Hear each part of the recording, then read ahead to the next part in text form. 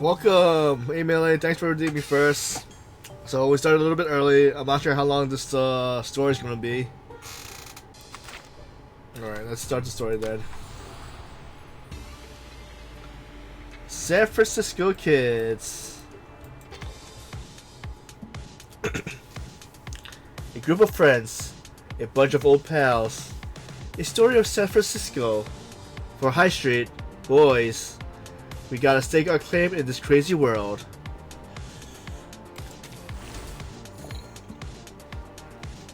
Stage 1, an offer.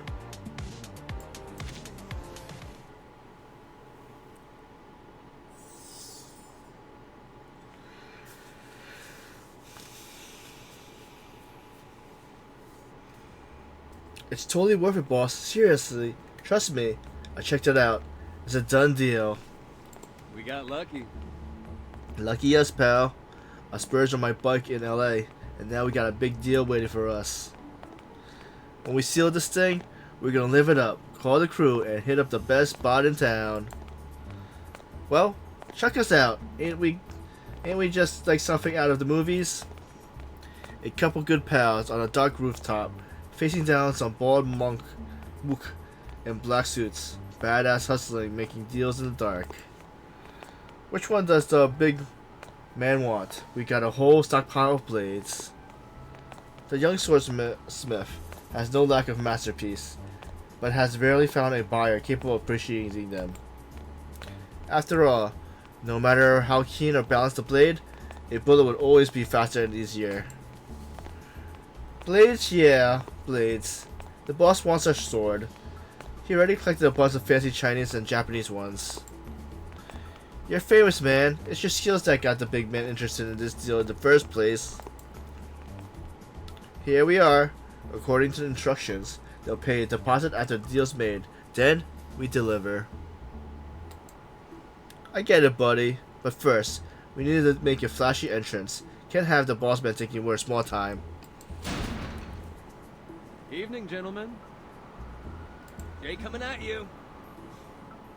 Hey Street J came out to meet you in person, and this here's my pal Anthony. Brought the head honcho to meet you, boss man. It appears seeing really is believing. Hold up, you didn't say you were bringing me to the Tongxian. What's the deal, Anthony? Relax, boss. Their money's good. Greenbacks, neat, crisp, lovely stacks of Benjamins. Indeed, as your associate Anthony has stated, we always conduct our business in unmarked American bills. Pleased to meet you, Mr. Brown. My name is Hong Chun, head of San Francisco's Tongqian Member of Commerce. I'm looking forward to working with you. Joe Brown, but in his circle, no one calls him that. On these streets, he's Jay.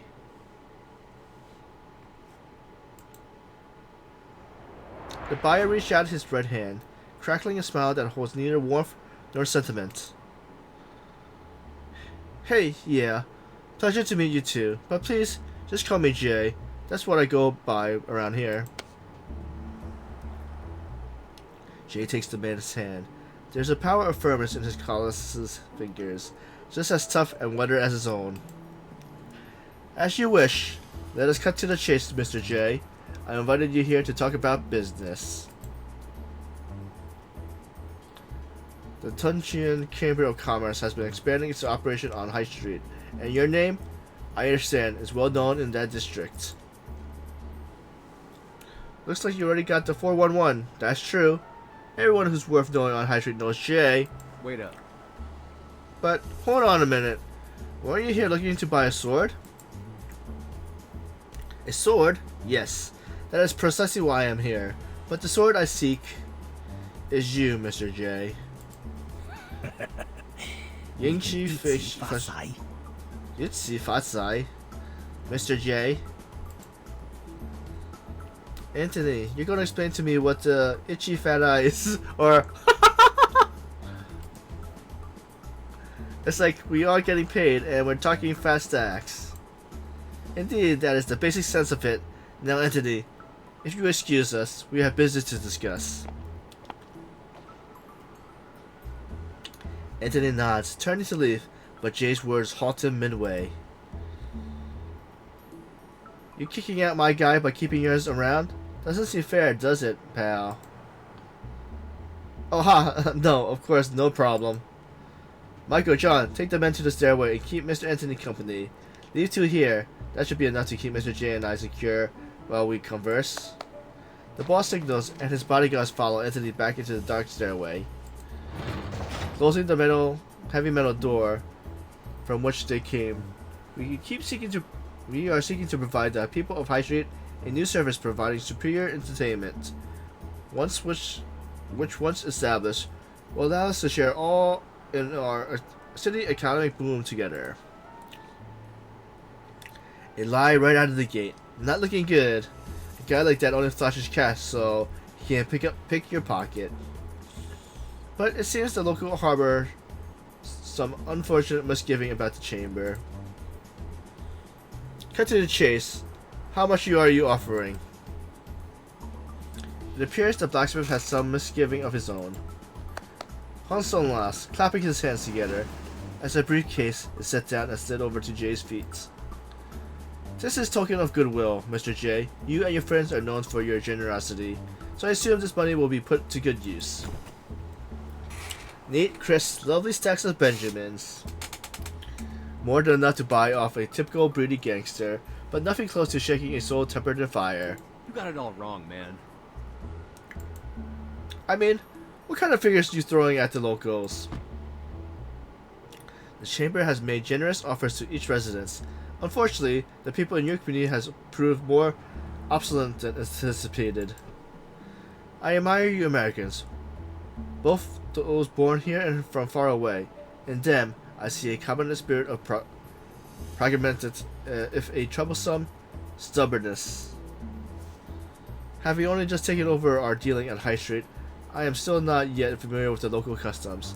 It seems there has been some miscommunication and unnecessary conflicts. But it is here, Mr. J, that I believe you would be the most valuable. You and your organization could prove far more capable than pursuing the locals. I hope that you might convince them to accept the chamber's offer and transfer their shops and lands. What are you trying to make, like a supermarket or mall? So let me ask again. What are you offering them? Is it more or less than what you're laying on me? This is a matter of business. You must understand, we seek to minimize our expenses. Still, it seems the locals are ignorant of the opportunities we are offering them. Mr. J, the commerce must succeed in this business. Do you understand what I'm saying? To be frank, if they accept the chamber's offer, all will be well. If not, we will proceed by necessary with more forceful measures. Oh, I hear ya. So you're lowballing them for their stores, and you want me to help you muscle them into it. Jay glanced down at the enticing brown paper bricks in the case, then kicks it back. I'm not your guy. Banknotes flutter up from the open case, scattering over the floor. You trying to pay me off? You think I'm just another blade for hire? Then I turn on the streets that raised me. Have my people roll over and take your offer? You think I'm gonna wag my tail like a good little lapdog, then turn around to bite my friends? For all of the few stacks of paper? Fat chance, bro. Buddy, you don't know me. Jay turns to leave, making his way to the door where Anthony is watching, but the two bodyguards move to step in his way, only stopped by the leader's raised hand. Let us remain civil, Mr. J. Our dealings today may have ended bitterly, but as I already told you, this is merely a gesture of friendship. The man springs forward to grasp Jay, his words dripping with a merchant's flattery and cunning, but his grip reveals his anger and his strength. How could I possibly think of buying you? I have always admired men like you. Perhaps you don't understand our customs. This was a means of showing our sincerity in future dealings, a small gift for making your acquaintance. I'm all for making more friends, pal, but I think I'll pass on someone like you. Anthony, we out of here. His old friend doesn't move. He waits, blocking the stairway, shoulder to shoulder with the other guards. So you choose to turn down my hospitality and refuse my gesture of goodwill? It seems that if Mr. J does not want the friendship of the chamber, he must experience a lesson in what it is to stand against us. Come, Michael, John, Anthony. Anthony, he yells the name as though he's calling his own loyal dog. Anthony, you? Sorry, boss. I know which way the wind is blowing. The Tian was just too generous for the dough. Damn. Why, you dirty lowdown? I should have known you weren't worth a damn, you slimy little rat. Jay draws his blade, the bowie knife cold edge as sharp as starting as the wolf fang underneath the moonlights. Alright, so you fellas want to dance, do ya? You would do well to think before you make a foolish decision. It's not too late. The chamber is known for its benevolence. This is but a small misunderstanding. Lay down your weapon, and we can still shake hands on this ability. There are only two ways from down here. I'll allow you a moment to reconsider my proposal. Will you take the job and leave as our friends, or will you fuse and find yourself taking a, shall we say, faster way down? Jay surveys his surroundings, weapons raised, taking small, slow steps as he scans for some other means of escape. Hey Abby, how's everything? We got some no numbers, Millie.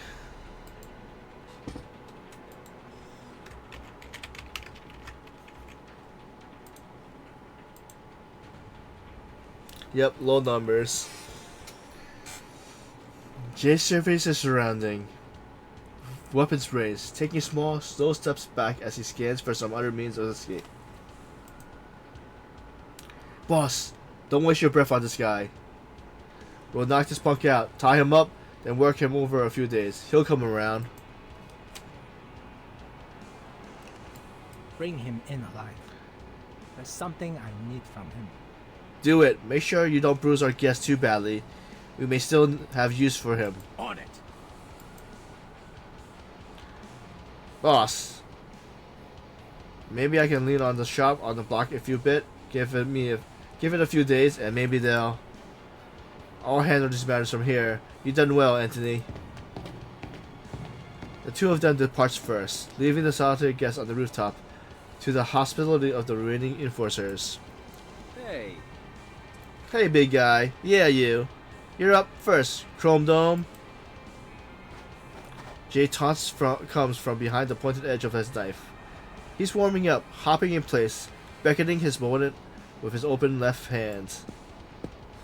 The bald henchman steps forward and moves to seize Jay's knife hand, but Jay catches him off guard, dipping low before swinging his blade. The light whistles of steel slices through the air, followed by droplets of blood spattering across the cold, hard concrete.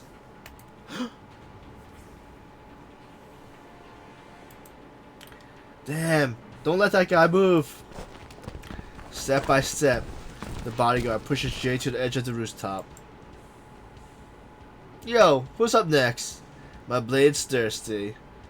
She's looking to guzzle down a whole lots of more blood tonight. He raises his knife forward, stepping back until his heels hit the lip of the roof. Nothing behind him now but the San Francisco skyline. There's nowhere left to go.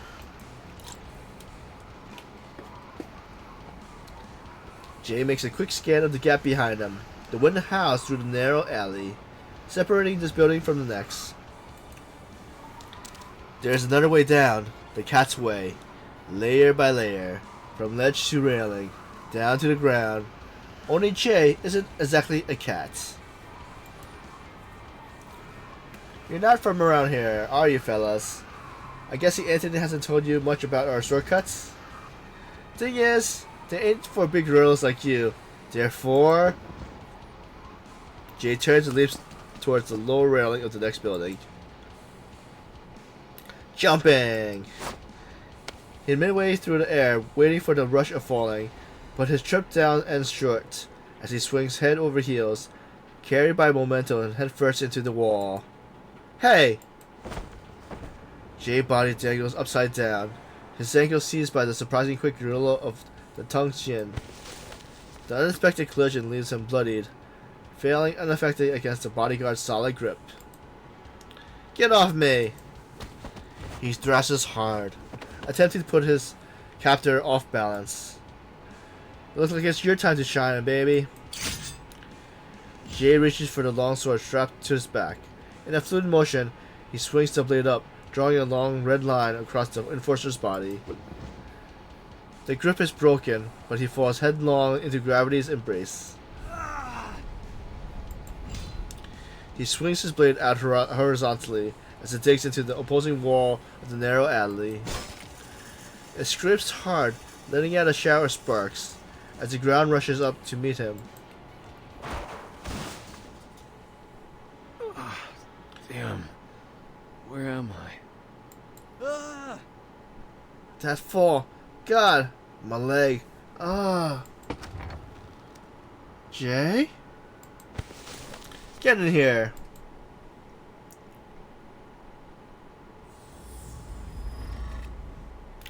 To be continued.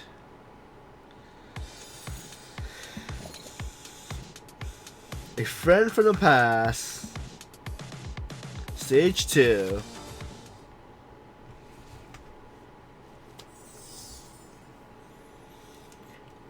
Wait, a friend from the east, not past. East. Next up, we have a song for you requested by Mr. Liu, owner of the Red Lily Pharmacy on High Street, Jasmine. And here's a little weather report.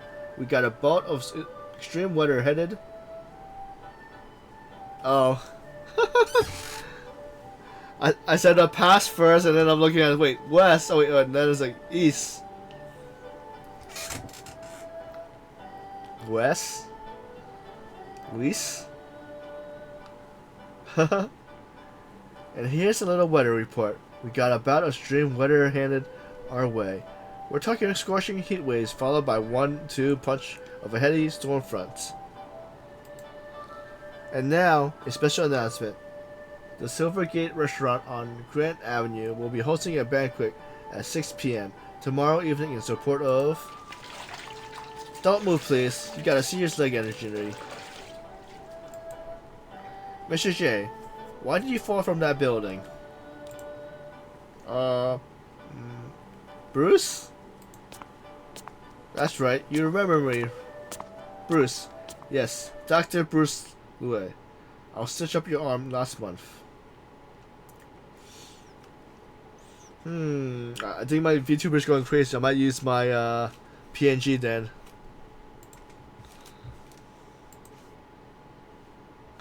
Let's see, is the PNG up?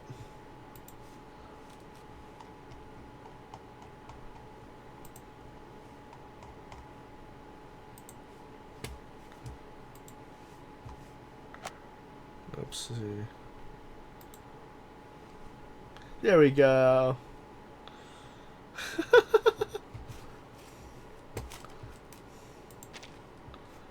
I'll make it a little bit bigger.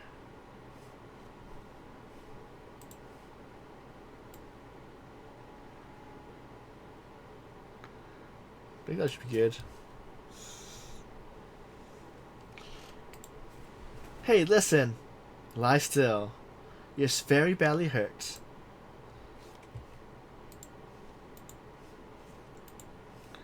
Looks like they didn't bother chasing me down here. They? Down here? I'm not following. Just help me up, man. I gotta get back on my feet.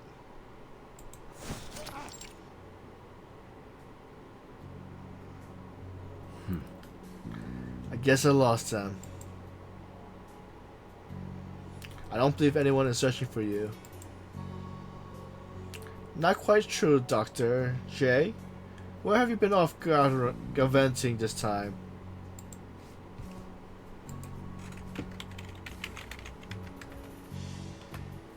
Anthony said he hooked me up with a deal. And check it. This is what I got from all my trouble. It is a grim sight. Young man lies on a medical bed in a state of brooding agony. Anthony? Our Anthony? Huh. Disaster strikes from within. That doctor just taught me this idiom. I don't have to explain what the idiom is to you, do I, Jay? Mr. J. You have some luck, you know, old boy. That bin you anchored yourself into was filled with tattered old clothes and children's clothes from the thrift store. Not only that, you managed to fall right next to the clinic of the most remarkable surgeon of High Street. You flatter me, Mr. Pioneer. I'm only a back alley doctor, living off the trust of the locals here, and a steady supply of medical alcohol. The doctor tends to Jay's leg as he speaks, once again preventing the bloody gangster from rising to his feet with a stern hand. What I must do now will be very painful, Jay, but if you can tough it out, your wounds will heal quickly.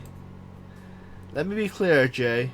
I mean, this is going to be very, very painful. Not tough for someone else, but not me painful, okay, big guy? Whatever, shove an apple in my mouth then, or a light bulb. No, scratch that light bulb. I remember when Hollick did that, and it was spitting out glass and blood for hours. Alright, Doc, hit me with it. He bites down hard on his lip, eyes shut, and breathes deeply. Okay, just one moment. I'll count to 5. Brace yourself. 1, 2, 5! 5. An unexpected and interesting moment passes as his leg is twisted back into position. And then another twist, and just like that, it's done.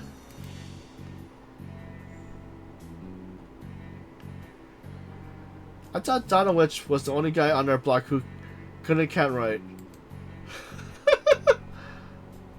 It's a well-known technique. I used it myself when I lost a few of my own fingers. I counted 2, and then next came 5. It's a little less time in the agony of anticipation. Of course, my fingers were made to be reattached. Bullet-sized beads of sweat mixed with the blood dripping from the bite marks on his lower lip. Still, as the moment passes, a smile comes back to Jay's face. Hey, that wasn't so bad, after all. Take a walk. Come, Mr. J, let's see if you can put some weight on that leg.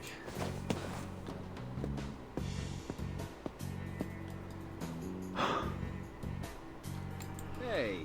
Nice! My leg's back to normal. What the heck did you do to me, Doc? Call it traditional Chinese medicine, arcane skills, or whatever suits your fancy. I call it bone setting, an ancient healing technique practiced for millenniums. Later, I'll concoct some Guardia blood wine for you. If the pain persists, you need to dab it on your bruise with some cayenne and rub it gently into your skin. Once in the morning and night, each time for a quarter hour. The physician cleanses his hands in a nearby basin, dries them with a towel, then crushes by Jay's side. How long a quarter hour again? 15 minutes!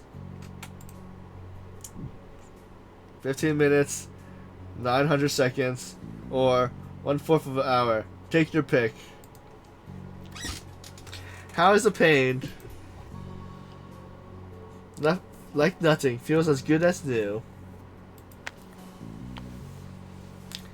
He cricks his neck, rotates his wrists, and flexes his limbs like nothing happened. Excuse me for a second. It seems we have a visitor. Before the doctor can even turn around to address the voice coming from the outside, 2 men rushes into the clinic. One stout and the other skinny. They screw the tight door frame and crashes to the floor. Jay, I heard you fell from the 18th floor. Man, that was some wild stuff. 18th floor? It was the 8th floor. The 8th. This joint only got 8 floors, rooftop and all. but that's high enough to that you ought to be a J pancake. So how come you ain't? Without the aid of any protection means of arcane skill, a fall from either a height will certainly be deadly. Fellas, best not to get hung up on this right now. How you two even hear about my fall? Dr. Liu called the restaurant just before you woke up. Good thing he did too. I thought it would be best to let your friends know, Mr. J. Your friends are here, that much is true, but the monetary load is broken by the arrival of some very much uninvited guests. Hello, Dr. Liu. We come to talk about with you about our business proposal. Huh? Hey, Doctor! It's the middle of the day, and the floor's not and the door's not locked. Anybody here? Darn it, they come again. Please kindly wait here. I'll speak with them. Those punks lost or something? Think you can stir up some trouble on our block? Take it easy. Listen to the doc, Beckett. Let's chill for a second and scope out the scene. You heard the boss, Beckett. Welcome, gentlemen. What can I do for you? Any sprained ankle injury? I can treat bruises, fractures, broken bones, cold, and fevers too. Don't play dumb with me, Lou. I got a contract for you. I'll bring it nice and friendly like today. Sign it, and we'll all walk out here happy. You take the cash, my crew packs up your stuff, and you hit the road. And if you don't, Sign here. the menacing brute pulls out the document from his briefcase, inscribed with words of generosity, friendliness, and sincerity. But that offer was... I'm sorry, gentlemen, but this offer is just too low. You can't ask me to surrender my livelihood for this. It's daylight robbery. Robbery? Psh. Our boss has a big heart, taking this ratty drugstore off your hands and still tossing you a little cash. Makes the smart decision, Doc. Jay, I smell something fishy going on out there. Before Holly can finish, Jay strides out, flinging aside the clinic's yellow curtains and stepping into the front hall. Try your best not to. Remember, don't start throwing punches, at least not until they do. His two friends follow closely behind him, the burly Hollick and the nimble Bellick flanking Jay's imposing figure. Oh, this does not look like it will end well. Best I call on Sheriff Blackhand. You think you can get away with strong arming folks around here? He ain't looking for a deal with trash like you. Watch it, punk. Trash? Say that again, kid. And I swear you'll be in the trash tomorrow morning, wrapping up the Persian rug. Wait, wrapped up in a Persian rug. Yes, that's right. The Red Lily Clinic. Connect me directly to a Sheriff Blackhand, if you would. There's likely to be an incident here that demands his immediate attention. Dr. Liu ain't signing anything today, pal. It's 3 against 2, or perhaps 1, as the whole would-be monster withdraws meekly behind his muscle. Hollick and Beddick steps forward, presenting a solid wall that shields the doctor behind them. What is it, little man? You don't want to get those soft hands of yours dirty? How about you check out these mitts, kid? The ball strongman seizes Beckett by the collar, his fists held back and tossed like a slingshot ready to launch. Beckett! I admit it, bub. You got a pair of monsters there. Cool it, Hollick. Put your hands down, moron. We don't want to make another mess of those balls to clean up. Let's get out of here.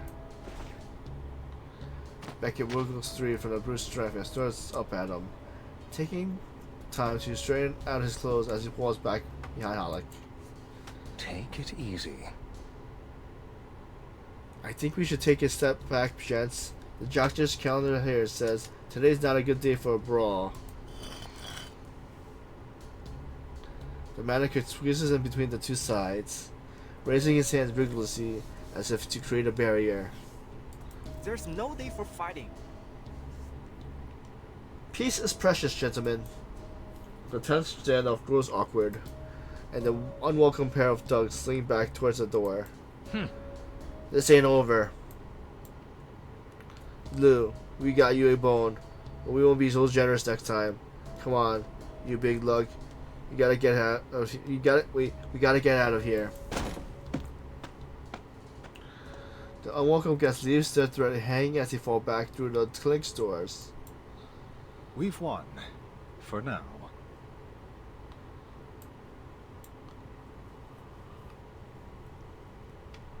Ah, did you know those guys?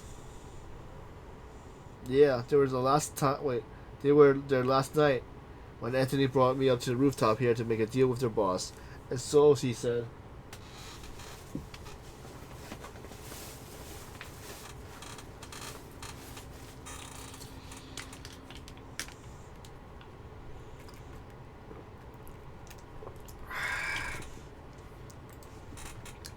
But it was a setup. Their boss handed me like a box of cat. Their boss handed me a box of cash. Wanted me to sell a hydrate out to him. Or else I wasn't gonna leave that rooftop alive. Lucky for me, my best girl had my back, and we found our way home.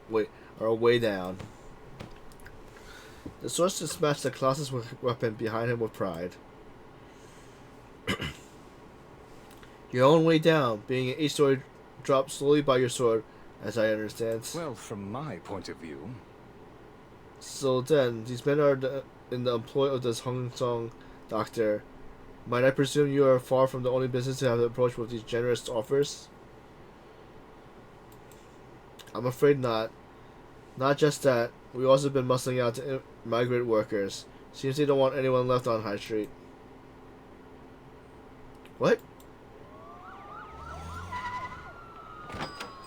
A little late to the action, the door swings open, and a familiar face walks through confidently. Alright, I'm here. Now, someone wants to tell me what sort of incident was kicking off right here. Not you again. Jay, Hollick, Beckett. Should have known you three would be here. I made the call, Sheriff. Unfortunately, the matter was resolved without bloodshed. What's this about? You gonna tell me what happened? Really, Blackhand? You gonna tell me our sheriff's got no idea what's going on in his backyard?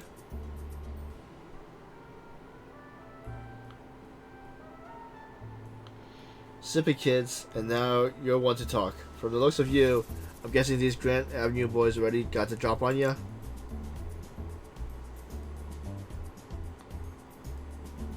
They want to tear down the streets so they can build some kind of entertainment complex. They already pressured a few stops to close. Few shops to close. An entertainment complex, jeez. And I suppose in their heads, they all just signs up to wait tables for the crumbs. Where are the kids going to leave their tags on the monastery like that? You know, I'd rather you weren't encouraging the kids to plaster every wall with that crap. It's a pain in the ass to get it cleaned up. Hey, it's street art, man. Street art. We gotta protect the art, don't we? Yeah, whatever. I got bigger things on my plate. And so do you. Listen, I know most folks working around here don't have their papers, and I got orders from up top to come down and hard on them. You gonna follow through? Gotta? You've been out of for a bit, haven't you? We already wrangled them up by the dozen, and they're still going to stay here until they're departed. Deportation, a dreadful term, worse than a 2-week-old sour cucumber beef roll. I'll tell you what, though, Jay, I hate this new crew just as much as you do. They're making a mess of this district, and now I got City Hall squeezing me. So if you're gonna tell me what you know, this block's got its own rules, and I know you boys have been keeping things nice and low key. But if things changes, damn it, I don't want to have to play rough here. For now, I gotta make appearance. So if you want your streak back, you gotta figure out who these new guys are and who's backing their operation.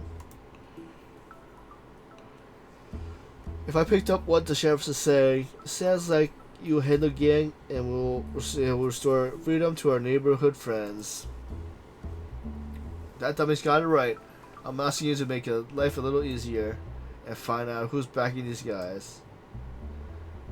It's no hard feelings. You got your problem and I got mine. Me, you, Bennett, Holic, we all agreed on this. Priority 1 is taking out the gangsters.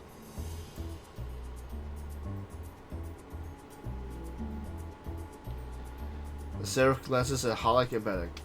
Deal. I'm in, Sheriff. It seems to be the best way forward for us. Whatever you say, Jay. Boss, you said jump. I'm jumping. Great. Get it done.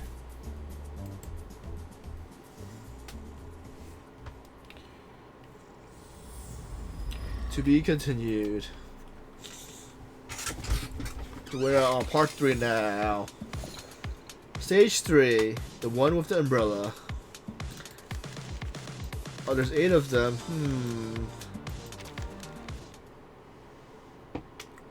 Let's see how much we could get through for today.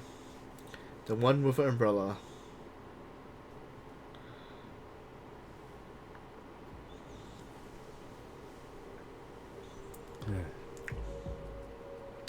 So like I said, Anthony turned on us.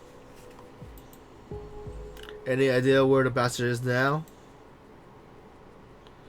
Last I heard from him, he mentioned he was seeing a cousin from LA. Then poof, he's gone.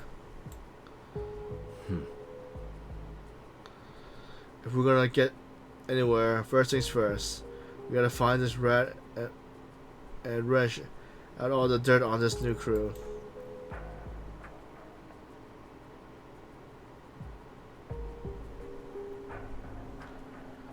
Let's see, let's hit up Old Phillips joints first for the touchdown. Good luck, boys. But just to be safe side, I advise you all to carry something for protection. Oh, man. So, you think we need to start hitting the streets strapped? Are we ready for that kind of heat?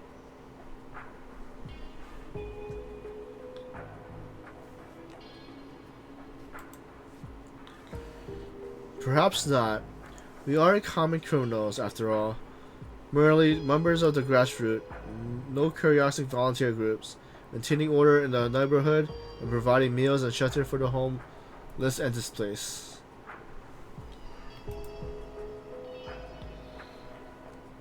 Haha. If Tenji gets one of that, he's sure to throw us out once and for all. Catch you later, fellas. See you, Doc, and thanks for everything.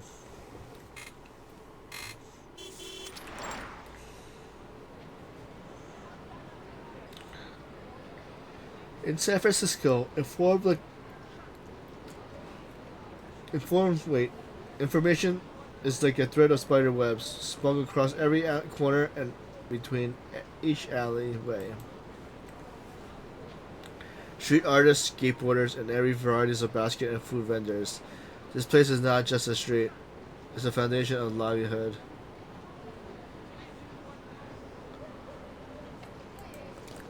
Jay and his crew would fight to protect this community, and that would begin with flying the trail of one particular cat. Hello there, boys. Can I interest you in pursuing my latest umbrella? Open it, take shelter beneath its magnificent strut, and not a single raindrop shall touch you.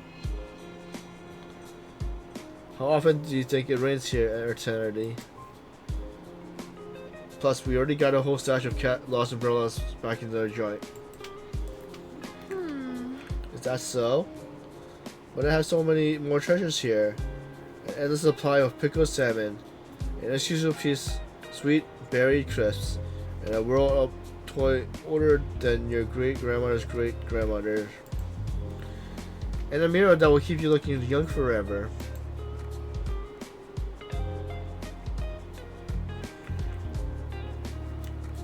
See, old things are always kept in the hands of the old.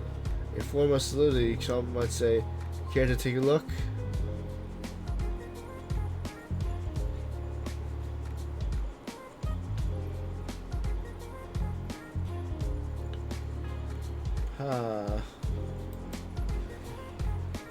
Jay, what are you doing hanging out here with the street vendors?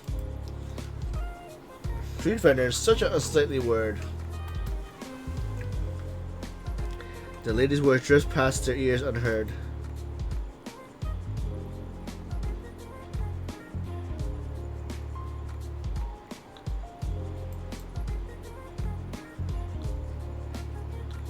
It's even bigger than mine, and that's saying something.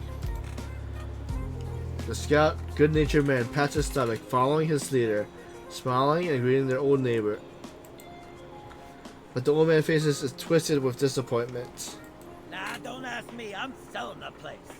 I'm closing shop for good. Yesterday? No. Yesterday? No. The day before yesterday? I signed it away to those bastards. How come this is news to me?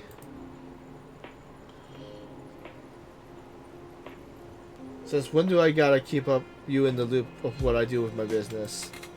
Besides, I have no idea who those guys were, but I didn't have any choice. I called Blackhand, and he said he wouldn't do anything about it. I wonder how much gold them hush money he's pocketing.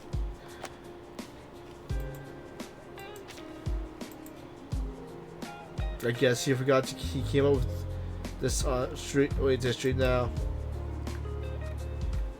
Looks like a sheriff, but he's not too popular around here these days. Haven't seen a cop get a warm welcome here since I was in diapers. But come on, man, don't rush into something like that. Why are you in a hurry to go? The contract's just a piece of paper. Just paper? Ha. Yeah. Until the leader comes stalking with his briefcase. Then it drops. Then it feels like it's more. Wait, there's a lot more than just a piece of paper. Goddamn vultures. They don't hold back when they're raiding your wallet. Watch out, Jay. They'll be coming to you next. They're ready to snatch up Dominic and Ferrara shop in the main island strip. Scratched up? Wait, snatched up? Ha. And straight up theft. Look like Mr. Lou's their next mark.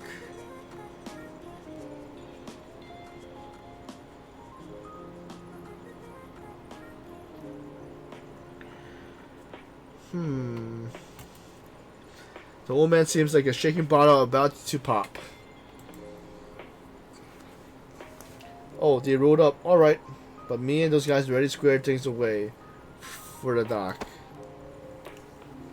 Bebek props himself on Halleck's wide shoulders, cracking his fist with a wide grin. Good luck to ya. Wait, good luck to ya.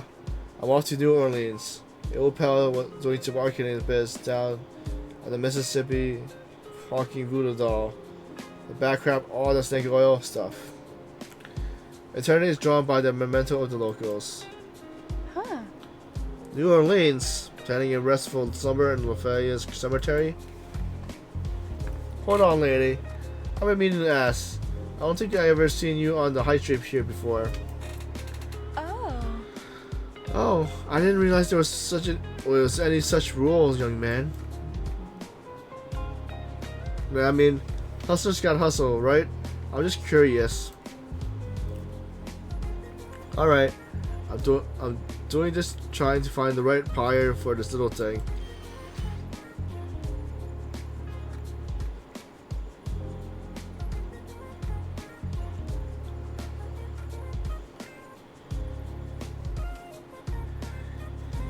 She presents an unremarkable, almost ugly wind-up toy, yet her smile suggests it's something more. Look over there. Following the old man's gaze, they see a group of cursing tramps being chased off by the police. No loitering. Move along. Move. What? We've been here for months. What's the deal? Things changed. Want to complain? Take it up with the stick. The High Street patrolman ruthlessly drives off the homeless from their usual hangouts on the street. They're kicking people out. What a shame.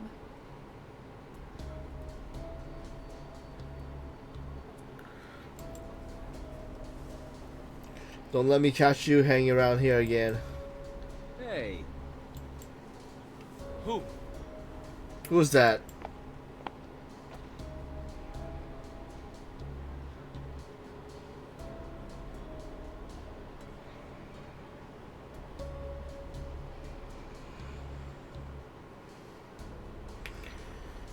Let's see, Bruno, did some poor staff spit on your shiny new shoes? They're all followed up today.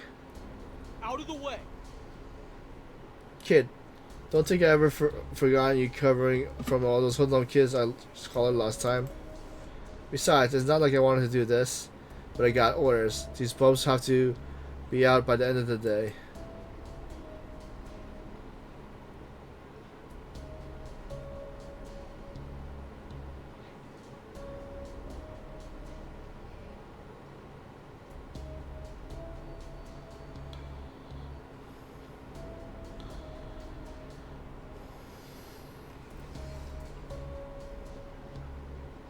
So where's they're supposed to go? Street kids with no homes, jobless hobos.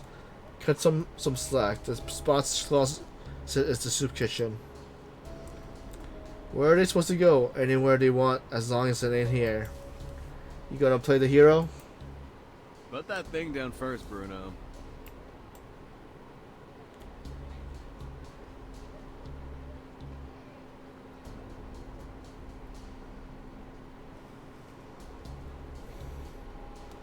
See, I'll get them out of here. I swear these guys won't cause any trouble on your beat.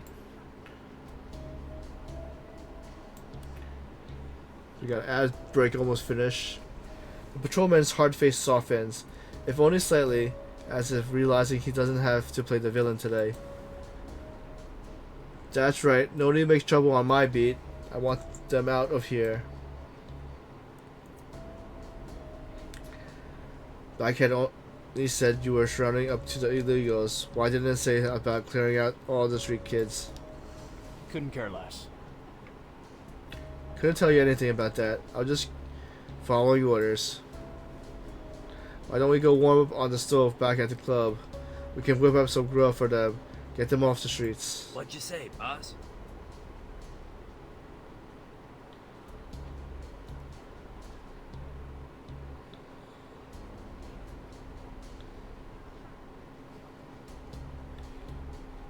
What you say, boss? Everyone's got a right to a square meal. Yeah. How many meals you gotta cover for them? You wanna be a hero? Be my guest.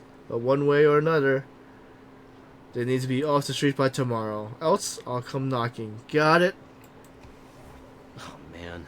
Got it. You already gave me enough trouble for a lifetime, pal.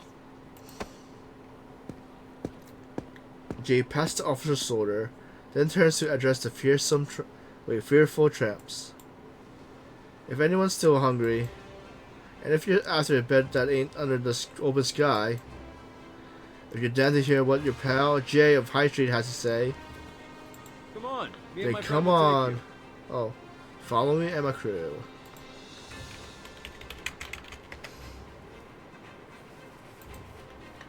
We hesitate for a moment before the first brave soul steps forward, crossing the street to join Jay. More and more follow, drawn by Jay's promise of food and shelter.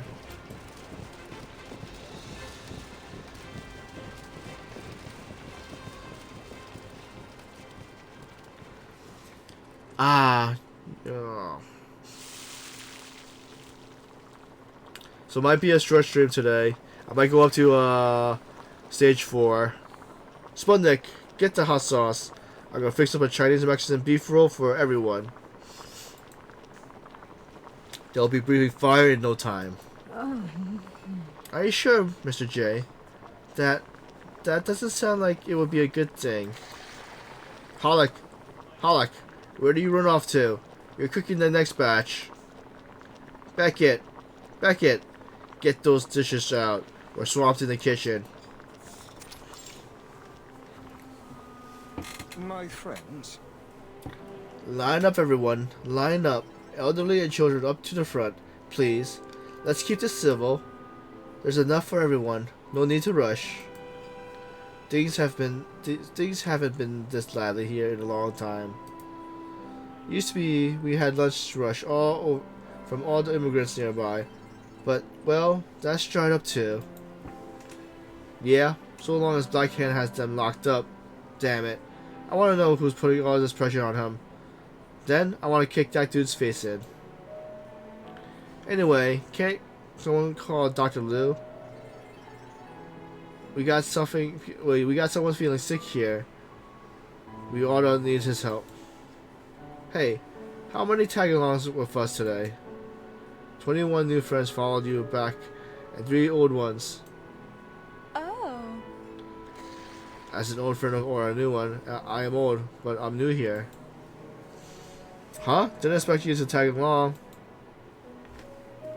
Oh, surprised? Respect your elders, boys.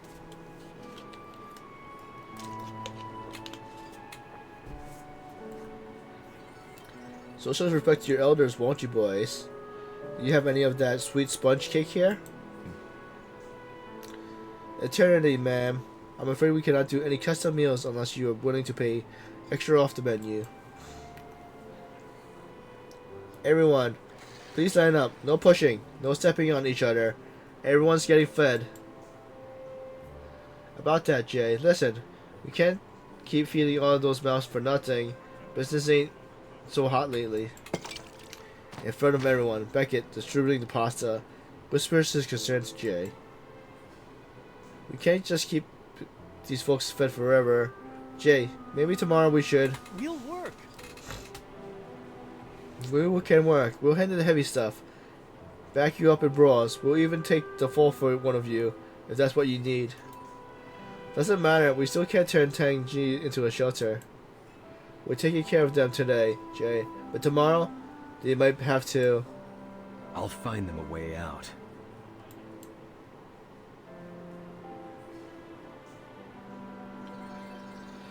Let's get everyone's belly full. We'll worry about the rest later. Tenji hooks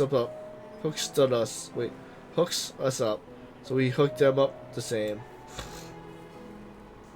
Alright, you're the head honcho. We'll do whatever you say. Hollick, jump in over here and toss some extra meat on everyone's plate. You got one smart companion there. that's his nature, madam. Long after the diner closes sign goes up, the place is still busier than ever. Any of you heard of any of you heard from Anthony? What's up with Anthony? Anthony? What's up with him? Nothing. Have you seen the loser? Loser? Yeah, he turned into a real loser. The tramp wipes the hot sauce from his lips and pats his belly, contentedly full for the first time in a long time. West Coast Star. I popped in for a drink and saw Anthony there with a few chicks. Bottle service, a private room. Where did they get that kind of dough? Oh, I work there. Ah, I've been there, yes, but I did not see Mr. Anthony. Darling, were you playing the shiny disco ball there? No, that was not me. The West Coast Stars? Yeah, I know that place. Hollick, can I get a soda?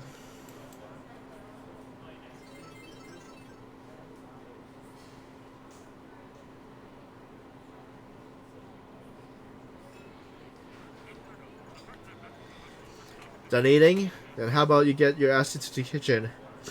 This diner ain't no place for sponges unless you're working the dishes. Give him a break, Bedek. The golden sunset washes over San Francisco's iconic bridge. shortly before it reaches the diner.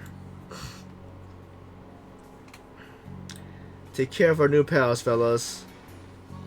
Don't let us down. Tomorrow at 10, we meet up back at my shop. That's 10 sharp. I'll come and yank you right out of that sit you call bedroom if you have to. Got it, boss. Where are you off to now, Jay? Gonna catch up with some old buddies. Our pal, Anthony. And you're going alone? I need the rest of the crew to hold down the fort here. So I'm rolling solo on this one. Just use your head, Jay. Don't do anything you'll regret.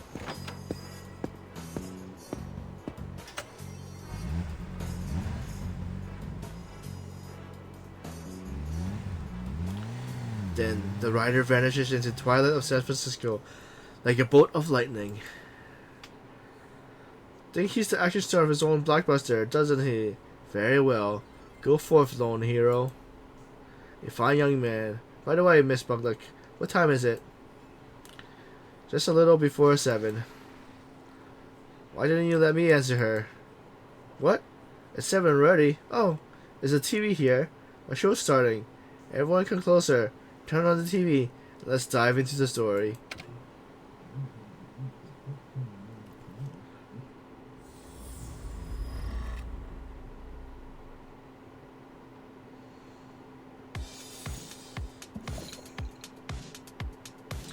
Alright, so I'm gonna take a break here, see how I feel. If I'm still tired, we'll just do one last one, which is stage 4, then call it a night. But I'm just gonna make some tea and see if it's gonna wake me up or not. Alright, let's go with 4.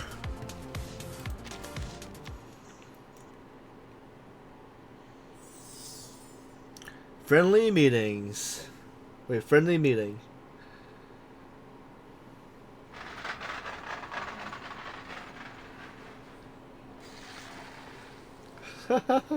Yep, I did. So there's first, second, and third.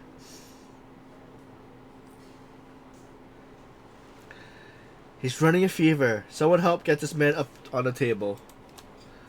There's medicine in the box, the white one. Mr. Bennett, boil some more water. Prepare a damp towel.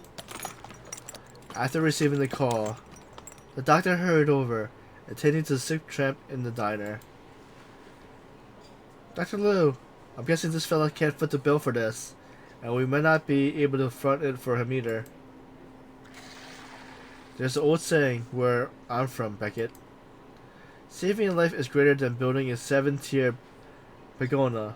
Saving lives is what's matter.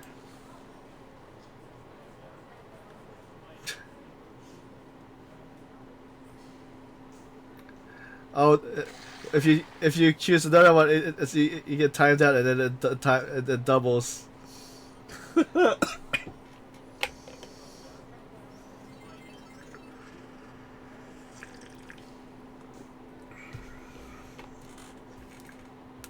A pagoda? Is that like a cake or something?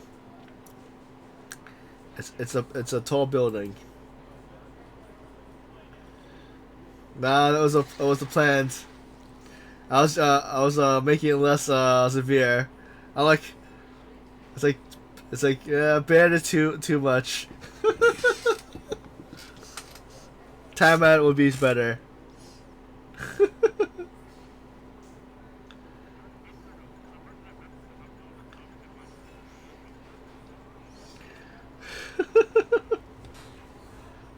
It's a kind of building, gentlemen. Now, if you're wasting time thinking of layers of cake, how about you come over here and help out with the dishes instead?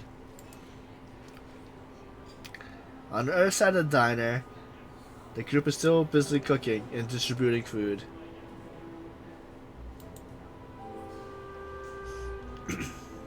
Hold it.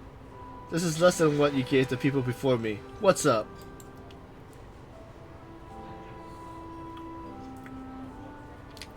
Pardon, Miss Eternity, but we're forced by needless to distribute what we have based on each individual situation. Frankly, ma'am, There are some people here that have gone days without a proper meal, and with you in the fetching blue dress. Mr. Pioneer, it will be best for you to speak less and work more. In the corner, two little girls are rummaging through Eternity's handbag, pulling out an assortment of curious trinkets, rolling it out on the floor to play with.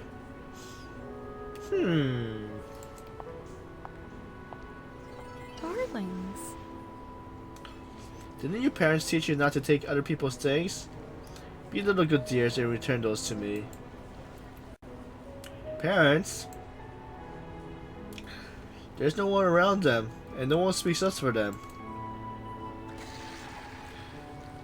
These kids are either from the orphanage or raised on the streets like us, grabbing whatever grub they can. Haha, you remember Paulina? Jay's sis? Tight with cash but big-hearted, spitting image of him when she was young. Miss Paulina found herself a respectable job somewhere beyond this place. I'm so happy for her, happy and proud. I'm happy for any kids that make it out of High Street. You gotta be. Let's quit all that racket-holic. You go on and grab some blankets for these folks. Eternity shifts the children's hand from the old toy, leading them by their sauce-stained fingers towards the makeshift bed. If you behave, with no crying or fussing, I'll give you two chocolate candies. How about that, my little lambs? The little lambs nod. Eternity's royal blue blanket wraps them into slumber. Alright, gents. Time to tidy up. Clear some space. Clean the utensils. Then tonight, we're hosting a San Francisco story time. Did you just hear something outside? Now? The sound of brakes, maybe? Perhaps the radio waves tripped you, Miss Spunglick? They were adjusting the TV antenna earlier.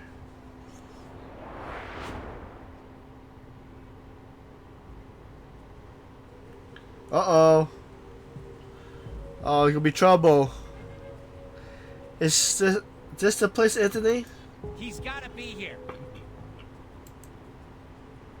The turncoat has brought his new ally straight to his former hangout.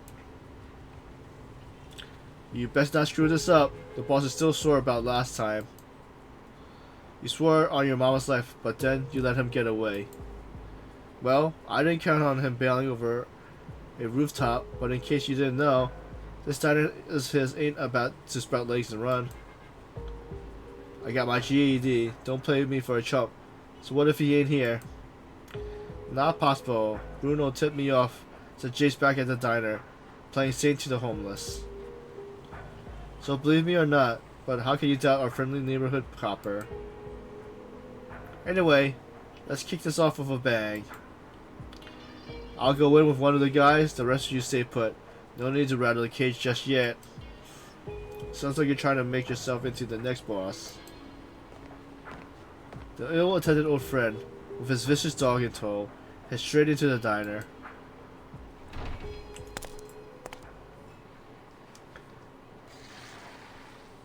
Apologies, gentlemen. We can't serve you today. The diner is closed. Anthony? Who? Anthony? Oh. I seem to recall your hulking, ill-tempered friend from before. Where's Jay? At this moment, he is likely rushing down some San Francisco Avenue, having just missed his would-be target. If you're looking for the person in charge here, I can temporarily stand in for our absent acting manager and discuss matters with you. What do you need? A talking dummy? What the heck? A dummy doing in the diner? Hahaha. Look, Anthony, it freaking talks! All that aside, sir, let me be clear. I'm Jay's representative while he's out. So, whatever your issue, please bring them up to me. Holic, keep those tongs handy. We got company. We gotta be good hosts, don't we? I wouldn't recommend getting handsy, Beckett. You want to throw down again, little buddy? bald muscle blocks Anthony's path. Fist clenched, eyeing the occupant of the diner. Fear, disgust, contempt, and curiosity. What happened to my guy? I chose the wrong screen or scene. Let's take this outside to the corner. We don't want people thinking Otang's in any trouble now. Yeah, because I looked at my screen, I'm like, wait, what happened to my motto? I'm like, oh, I chose the wrong one.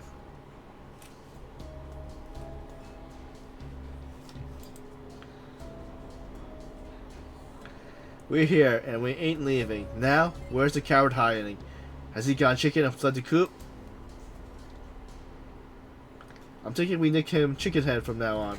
High Streets Rooster J. Sounds good, don't it? Ha ha ha.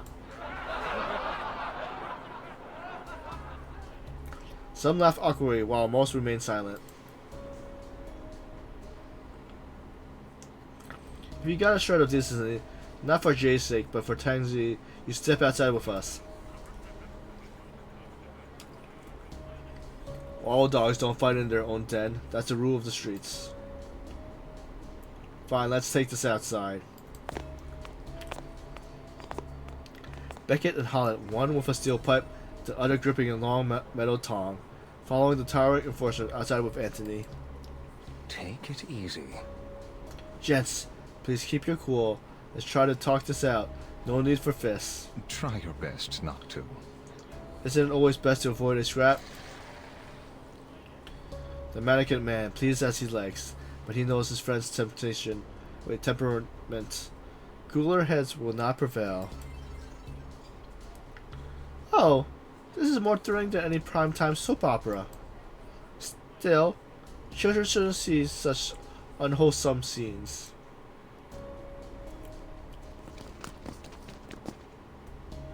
So, where's that punk hiding? Hiding? Haha. The boss is out there right now looking for you, you little rat. Looking for me? Yeah, right. I'm the one trying to track him down.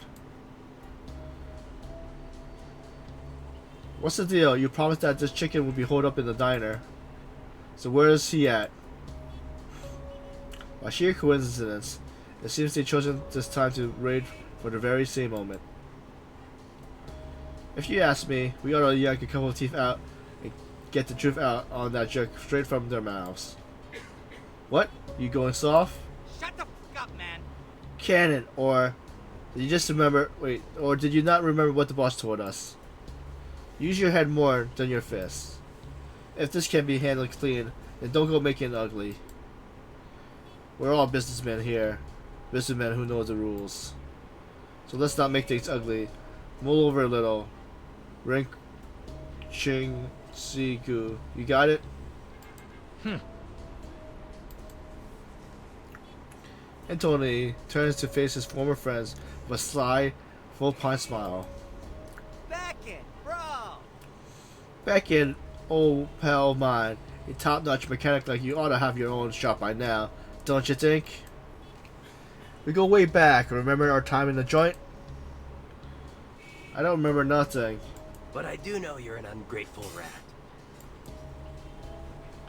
Yeah, a rat. It seems like they aren't buying this fake smile. Anthony, Honey's words are met with a big glop of spit sent straight to his face. Right, Jay. He's been good to me, like a real brother. But his sister, with her nose always up in the air like that, she thinks we're just slum dogs, too filthy to even say hello. Sure, Jay's got enough growth for everyone, but with his act, he ain't ever striking it rich. Striking it rich. Now he's really just another lapdog for giant Grand Avenue. Stop dragging this out. Whatever you and your little circus got going on ain't none of my concern, but we can't head back with nada. Snatch those two. If Jay's MIA, we'll nab his little buddies and snap off some parts till he shows up. The henchman calls out, and a group of almost clone-like thugs in black rushes out of the van, seizing the two companions. Halleck! Where the hell did you get all these? Halleck and Bennett, though outnumbered, still attempts to resist, but in a few swift moves, they are bound up and hoisted into the back of the van, becoming spoils of war. Take him to the club, into the freezers. Oh no, the basement. We'll sort them out there later.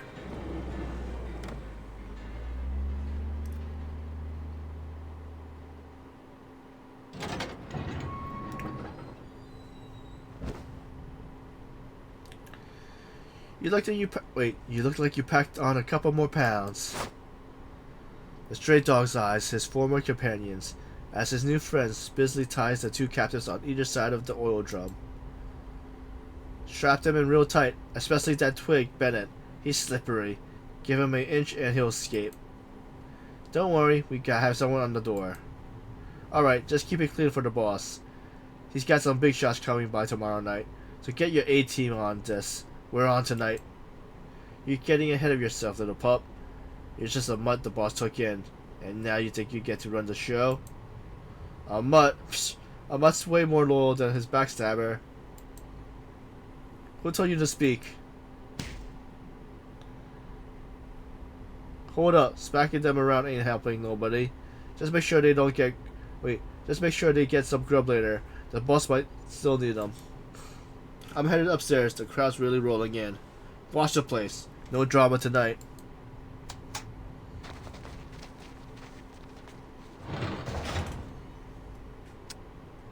Man, can you shift your fat rear a sponge to the left?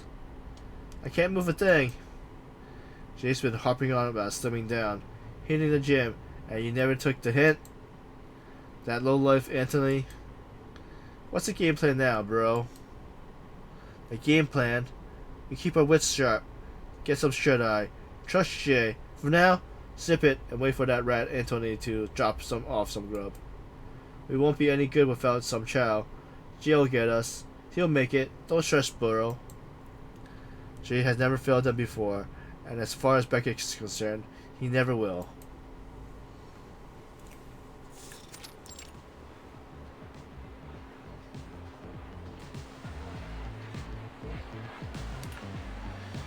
The West Coast Star is shrined in Baptist, in the heart of San Francisco.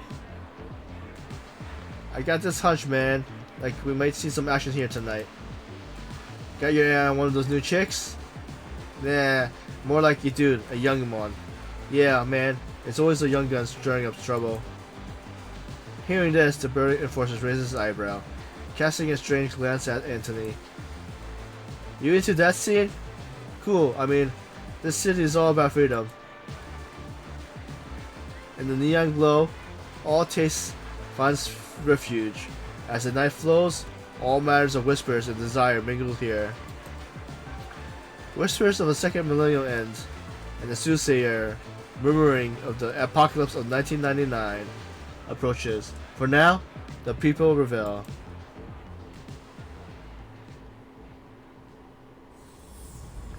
To be continued.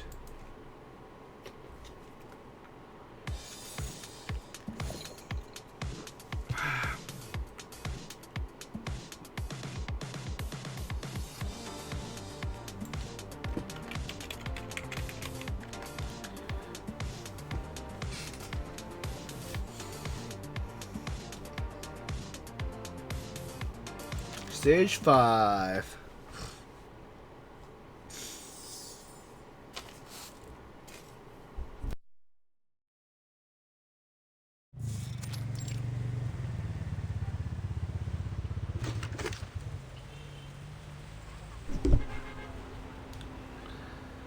The San Francisco Knight removes his helmet, surveying the parking lot as packed as a can of sardines. Damn. How come they never pack bags of chips this full? Damn. Finding a safe spot for his beloved motorcycle amidst rows of luxury cars, no easy feat. He maneuvers his bike, careful not to scratch the steel seat. You there! Move your bike! You can't park here! Got it? The voice is familiar. Jay looks in the direction of the shout. Oh, man. Alright, you find me a park spot to park, buddy. Huh? Who do you think you all are? Oh. Yo, Tap. You hustling here now? That's stretched slick as anything. Where you copped at?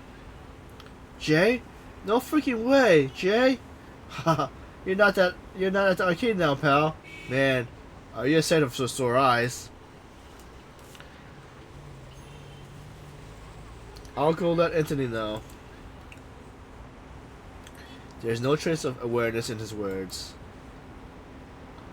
Oh no, no, no. Don't tip him off. I'm planning on giving him a surprise. You know, a shoulder tap, a goofy grin, then a mouthful of meat rolls drenched in hot sauce. Wait, was it last month or the one before? Why aren't you still at Cose's place? What's with the move? Anthony hooked me up. It pays better here. Cole and some other guys also came over from the streets. They're all on his dime now. How are you guys holding up? We're as tight as you are with your boys, Anthony. Make sure to drop by. There's always a spot for you at the diner, pal. Haha, alright. Head on in. Give the bartender my name, and they'll hook you up with the best seats. Leave the bike with me. I'll find a sweet spot for it. Thanks. Later, bro. Say hi to your cousin for me. And remember, the door to Tag's restaurant is always open for the both of you.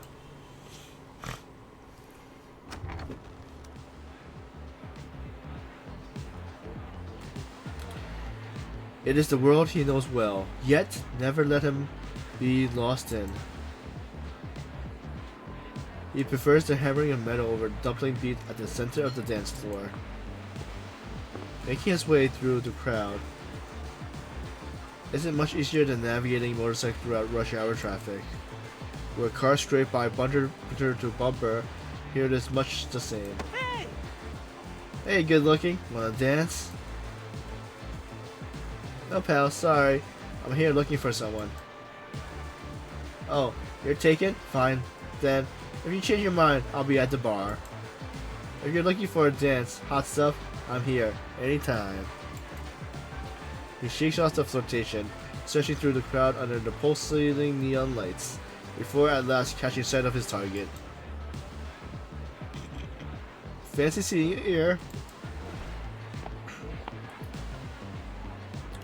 Rolling up his sleeves, he steps across the dance floor, pushing past dancers, closing in on the trader. His voice cuts off abruptly. Seeing the trader joined by his henchmen, the outnumbered hero makes the smart move. You heard someone calling me just now? Can't hear a thing besides his music. Never mind. Everything locked down? Don't let them bolt. Keep it in check. We don't screw up, not like you, mutt. Keep yapping at me like that, and I'll have the boss cut out your goddamn tongue. Chill out with the threats, Anthony. Alright, man. Come grab a drink at my table, on the house. We all earned it today. The rat turns, walking himself and his goon straight towards Jay. As he's about to step into the dancing crowd, someone tugs at his arm. Here, come on inside. Hey Gabby, don't just drag people into the lounge. At least not where everyone can see. Think about the club's image next time.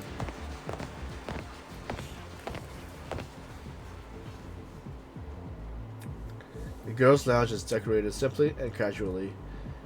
It is nearly run down. The dingy, somewhat creepy room holds nothing more than a few ratty sofas covered with blankets. The kind of place where would-be starlets would go once their Hollywood dreams had shriveled on the vine. You're hiding from him.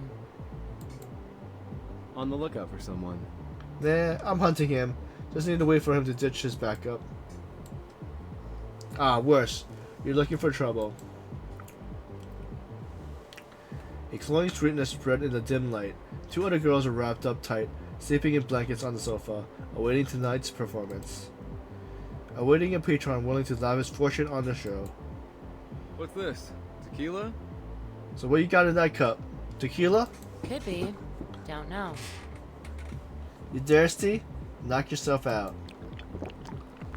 Just a swig. Go. Ah, this stench is rough.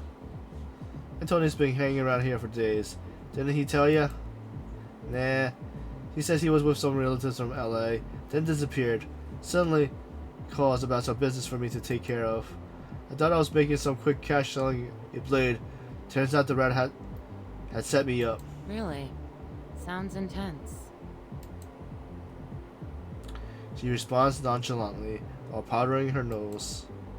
Well, whatever you are planning, you find him at the third pillar on the left of the stage. He always hogs those sofas.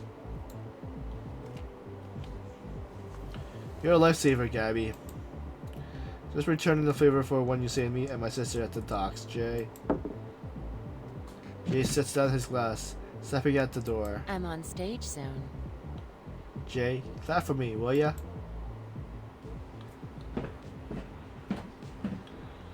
Just as Gabby has directed him, by the third white pillar, Anthony has sprung out over one of the leather sofas, and better than that, he was alone. Sir, your margarita.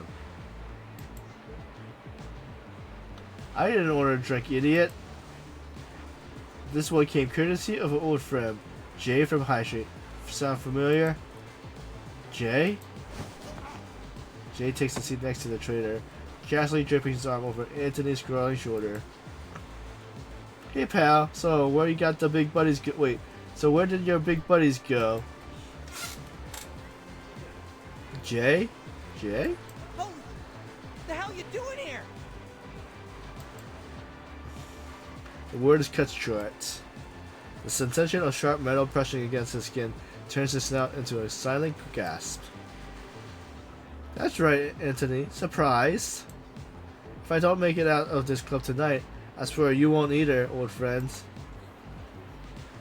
A little pain, just enough, makes any threat more persuasive. He twists the blade edge up, causing it to dig ever so slightly into the skin. Not enough to bleed, but enough that fear wells up in Anthony's eyes and catches his tongue. Come on now, pal. I thought you'd be thrilled to see me. Is this how you treat a guest? Welcome, welcome. Absolutely welcome. The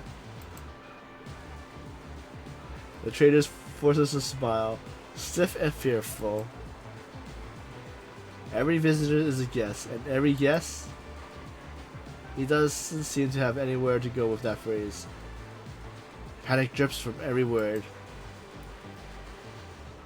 Let's shoot the breeze, pal. Been what, 2 days since you saw each other? Wait, since we saw each other? I bet you've been grinding your teeth. But here you are, living up on Grant Avenue. What brought you here? The answer is clear. Music, liquor, the furies of green bills, and the attraction youth figures twisting under dance hall lights. For all of this? Though mansions and dames, the big shot life you've been chasing. Should have never dragged you back to the diner. How do we end up getting stuck with a low life like you? Low life? I'm looking to climb high, Jay. Not like you and your bottom feeders living hand to mouth. Damn. Oh yeah, climbing high, climbing up on those knives you put in our backs. But let's not get into that now. Just tell me, who's causing all the trouble on High Street? Agent R? That's what we call him. He speaks for the big bosses around here. That jerk's got his fingers in everyone's business. In this town, as for High Street, all he wants is a complex. But he's happy to get rid of anyone else that thinks might dirty up San Francisco. Jerk. Uh-huh. Definitely a jerk. Just like you, pal.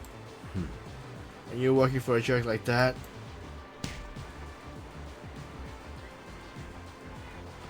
He delivers a short punch to Anthony's ribs for his friends to lock up. And then out of nowhere, near the satisfaction, but it had nowhere near the satisfaction it deserved. He still has to keep it up, like, can't make a scene. Jay pats his old friend's shoulder as the boy comes up to the sofa, forcing a break at the moment. Hey Anthony, you're here again tonight. Huh? When did you get so popular?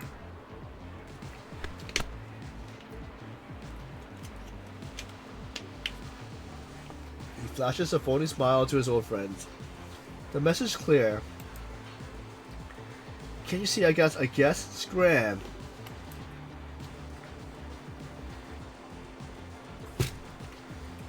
The line is delivered under duress, and between the music and reveille, the boy takes no notice. He lets the two old friends reminisce. Fine, whatever. Don't let me cramp your style. How much did they show out to Blackhand? Blackhand? We didn't pay that guy anything. The girls from the lounge appears on the dance floor center. Spotlights drawing attention to their fiery figures. All eyes follow. Except for two pairs that lock together. I think you ought to give this whole entertainment complex thing a second thought, Jay. It's kind of cool. It'll let everyone in the high street get a taste of the Cali high life. Everyone except all the people you've been muscling out. Or did you forget all about them, you rat? Jay, I'm only telling you this because of our history. The boss here is dealing with some big wigs behind the scenes. Oh yeah?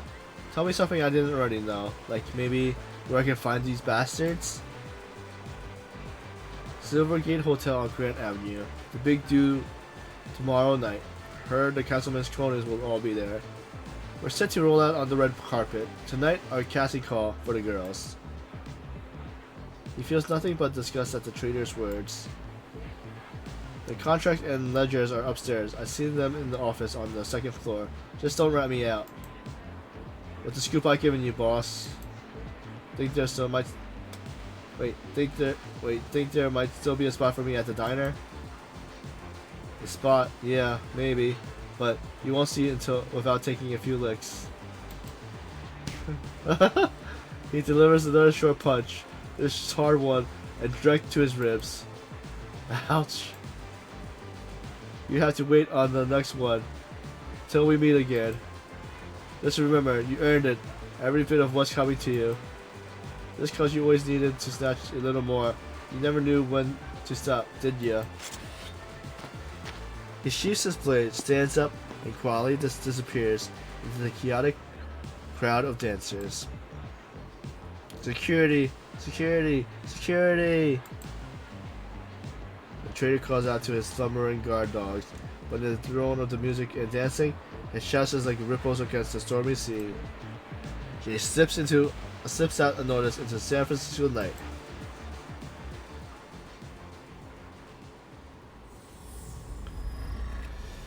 To be continued. Me again. Dun dun dun.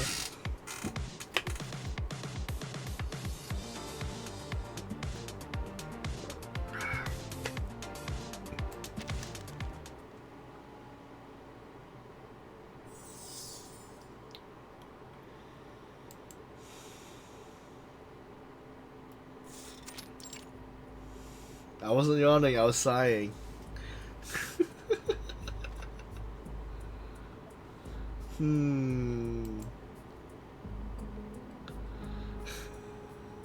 Sure. I wasn't lying.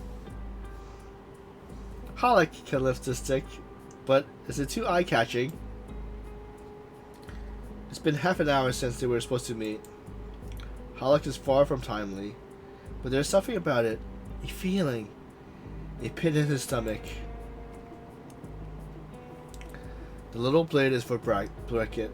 Though, here's hoping we can short all this out without getting it messy. They still haven't shown, but a ringing phone gives them something for an answer. Yo, this is Jay. Who's calling? Jay, it's Pioneer. I've been trying to reach you. After you left last night, Anthony came to the diner. Anthony's a terrible name.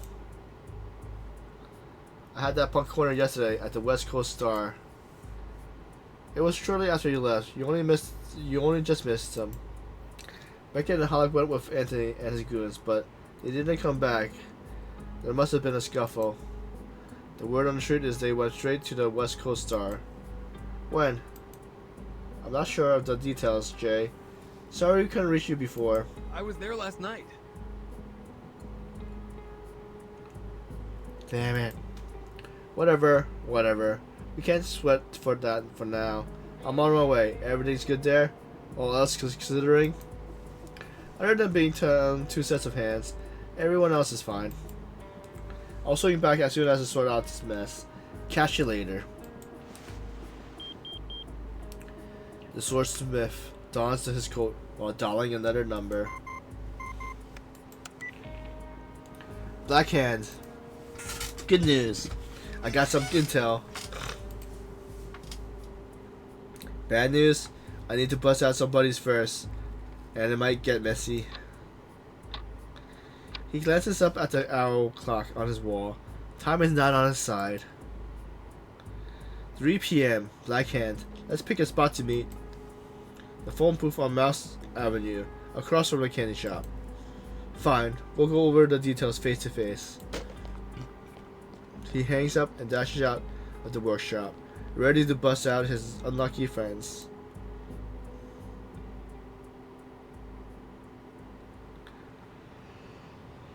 Hey Jay, the joint's not open yet. Yeah, I know. Just need to see Gabby. It's urgent. A lie. Told without a blush or skip of the heart.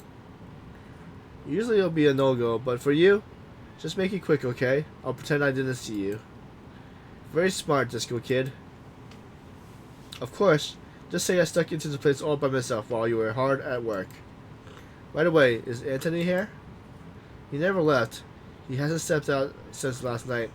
He's probably holed up in the basement. I heard they got a couple of poor saps locked down there. That basement? Excellent. Jay strides past him without another word.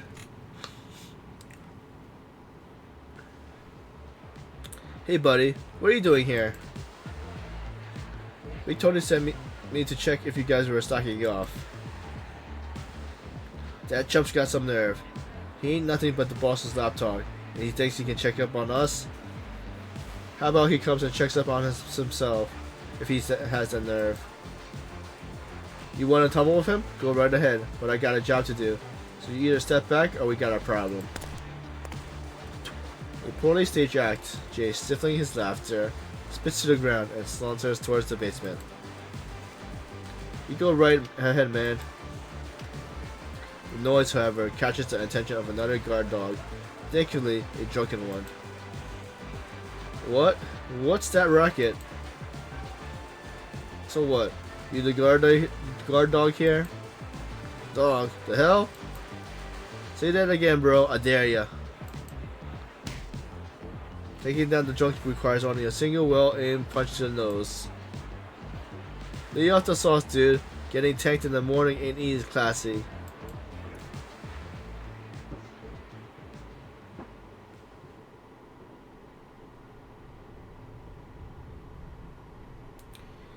Seriously? Be smart, Beckett.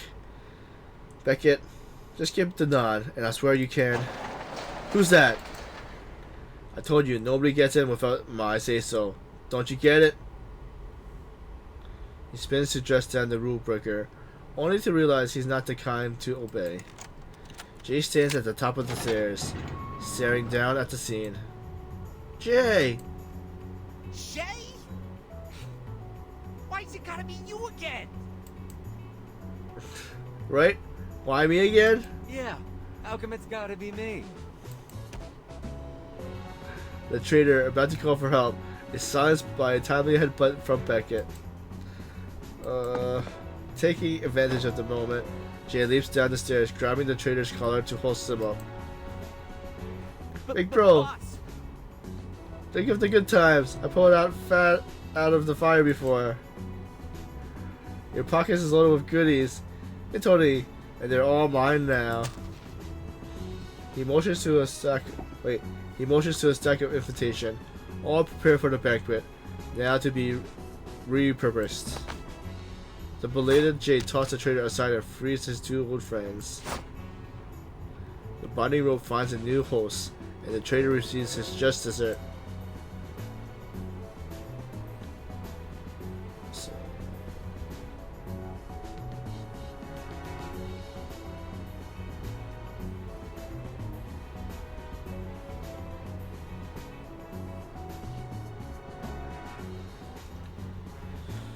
You guys see any other way out of here?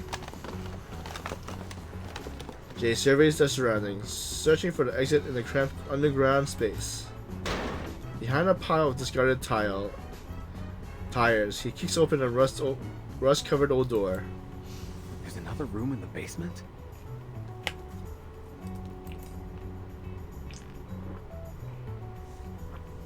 Man, Jay, this looks like a sewer line. I guess sewers counts as a way out too. Come on, let's go. What are we gonna do about this guy? Gag him, tie him down, dump it in the trash, upside down.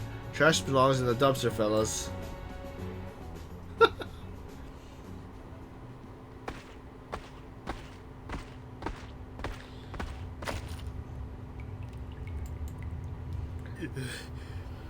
Think I stepped on something.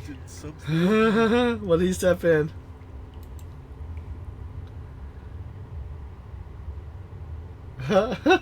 You better hope it's something still moving. Probably just a rat. What if it ain't moving? The question goes without answer. It's better left without one. Pal, we got a classy banquet to crash soon. Don't kill the mood. Let's pretend it's a dead rat, man. But I'm thinking here, fellas. Ain't life like walking through these sewers? You never know what's gonna float by next. A torn scarf, a wilted rose, maybe an empty beer bottle. In the pitch darkness of the sewer, it's only by blind luck that they find an exit. Blind luck and a hustler's intuition. To the left, boss. Left. There should be a ladder going up. Unless it's been swiped. Who swiped the ladder from the sewers? He touched the rust-streaked iron frame. The cold metal whimpers. Jay can hear it. The sound of metal. A whisper only he can hear. How long have you been down? Wait, how long you been down here, buddy? Jay, you right there? Huh? There's nothing. I'll head out first. Beckett, you follow me. Halleck, you're last. Keep the ladder steady.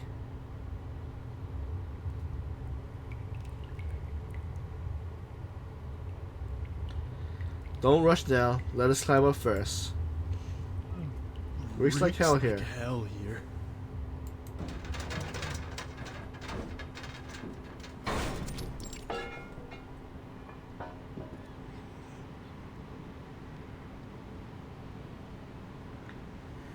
Whoa, someone's crawling out from the sewers, man. Hold up. 1, 2, 3. Hey, buddy, can you give us a hand? The loader attempts to offer a hand, but the stench blasting out from the manhole soon sends him reeling back. Only a shaky hand is offered from as far as a distance as he can manage. Much oblige. Halleck, how come you didn't mention this exit right by the trash heap? Hey, this is a really good heap, man. I'd been better off down there. I think we almost had a better off down there. Yeah, whatever. If you prefer sleeping with rats, man. Where are we? Do you know how we get to George Candy Shop from here? Sure thing, man. It's just a left past the alley. You got the best toffee on High Street. Thanks, buddy. Why don't you swing by Tang's restaurant and flash time this? You get a full meal. Just a little way to saying thanks. She attached a shiny metal badge to their new friend's old shirt. What's the thing? What's this thing? It's your golden ticket. You're in with Jay now. Beckett, let's move.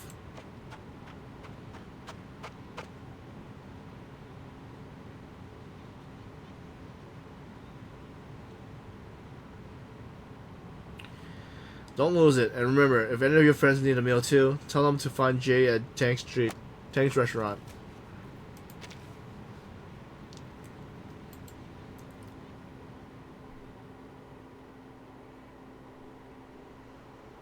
Is that coming from you?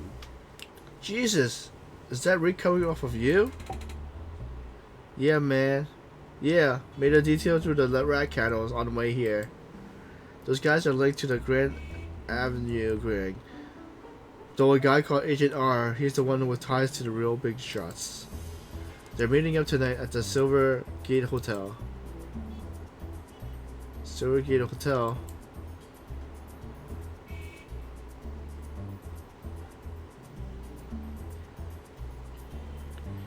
The sheriff hesitates at the name, as if mentioning a impenetrable fortress. Is your intel solid? Unless Anthony got a death wish. The sheriff laughs. Alright, take this. Be careful what you say. It hears everything and remembers it all. A bug?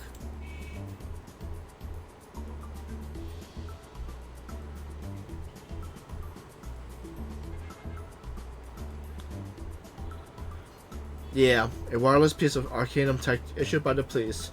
Works better than your regular recorders. Oops. So, what's your plan? Don't tell me. You're planning to storm in with a blade, then hack your way out of here after grabbing what you need. A little trust here, Sheriff. Beckett and Hollis got their hands on some invites, so they'll find a way to kick up a fuss on the first floor. He smiles. Nothing better than letting his friends do what they do best. Unleash chaos.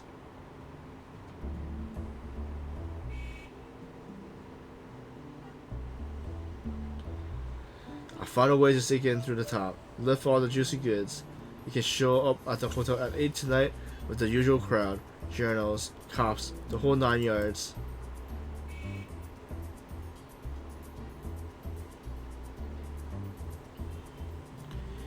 And if you're screwed up, he points to his two sidekicks. They serve their time chowing on prison meals, so the only thing I ask is you get them out of here in one piece. Alright, Blackhand? A couple of punks making a scene at the great big Grand Avenue bash. It'll be weird not to see cop cars and spotlights there tonight. But let me make your life a little harder, Jay. The stakes are big tonight. You don't bust them up and pronto. We got orders to turn over all the people first thing tomorrow. In other words, Jay, your friends might get deported, and the rest will be breaking rocks in Mojo, if they're lucky. Jay slumped for a moment. If not for the rotten stench, it might have given him a shred of nobility.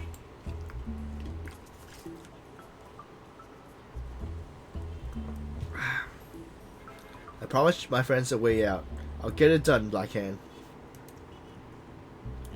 I've given you all the time I can. Don't mess this up, or I'm gonna have to do what I gotta do. 8 sharp tonight.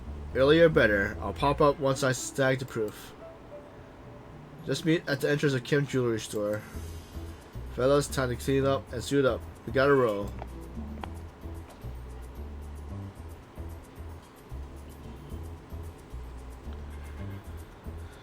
Grand Avenue's that way. Jay, you got it backwards. Just swapping some threads.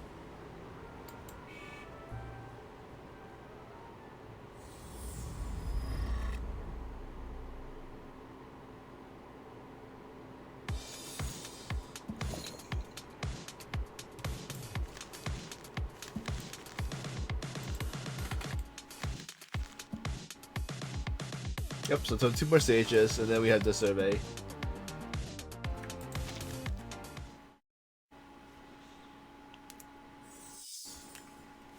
Part 7, Grand Feast.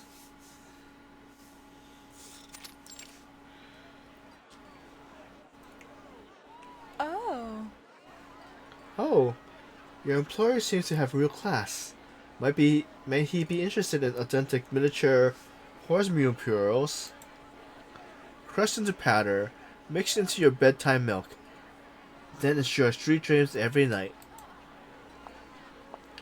She slips into the banquet with her elegant charm and a dress that fits the occasion, weaving through tonight's guests like a darting bluefish in the ocean. Only to be jolted by the arrival of an ungainly shark and his remora. Oops. Be careful, child. You just bumped into a lady. Huh. is that you two? They proceed as planned, the two friends feigning distractions, while the leader sneaks in. Hi, Miss Eternity. What in the world are you two doing here? It's a long story. A long, long story. Halak. Halak. Where are you? Hey, watch it. You're spilling your drink. Halak is a one-man buffet table, carrying an assortment of good food in his hand, mouth, and even under his arms. His clothes are already so dotted with food stains, he more resembles a modern art piece than a guest at an elegant dinner. Coming.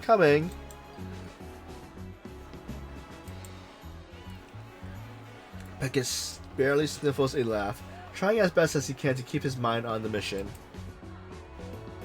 Take it easy on the grub, bro. Don't make us the center of attention so soon.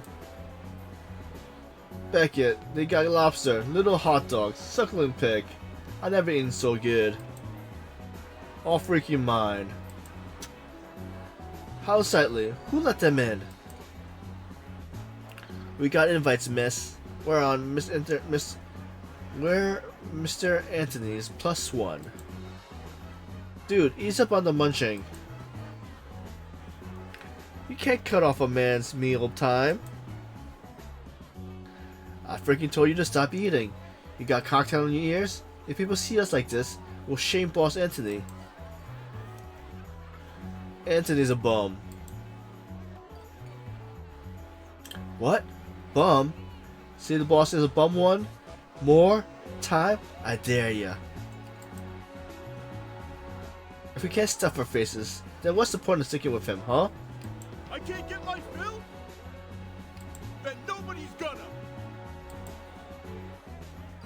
Hawk's voice booms unintentionally, capturing the attention of all the gathered elites of the city, and that of the security guards. I was suddenly here to maintain order at the banquet. My Leipzig larks. The poor little cake topples over all along with the innocent table as Halleck inflames the scene. What in the world? Someone's causing trouble in the banquet hall. Send a few guys to check it out. But let's keep this low key. Not bad. Nicely done. All eyes converge on the chaotic scene unfolding, while an agile figure takes the chance to slip past the guards and ascend up to the second floor.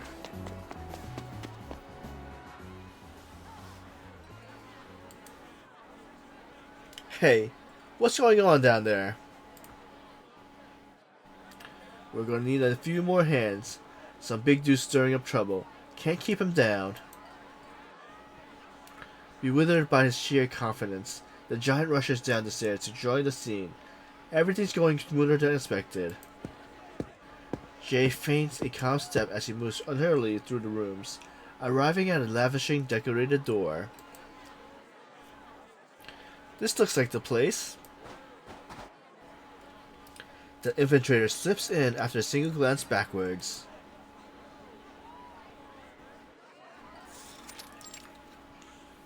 He closes the door and opens the window, his instincts telling him to leave a escape route handy. Damn. Anthony didn't clue me in on what these things were supposed to look like. Paper, paper, and more paper, filled with uncomprehensible writing. The world swirled in his head. What is all this stuff? He recognized some words on the pages, at least most of them, but when struck into the sentences, everything seems to jumble into nonsense. Guess I'll take it all, and let someone with half a brain figure it out. He's about to stuff his clothes full of every piece of paper he can find, when he interrupted by the sound of approaching footsteps. He returns to the trash, to which placed as neatly as he can, closing the drawer as he planned to bolt for the window. But then, he remembers the bug. Evidence. Yes, evidence. He needs to eavesdrop on something worthwhile before leaving. The footsteps draw nearer. In his haste, he looks around, finding refuge in the large wooden cabinet. It's a tight fit, but he has to crush up to get the door closed in time.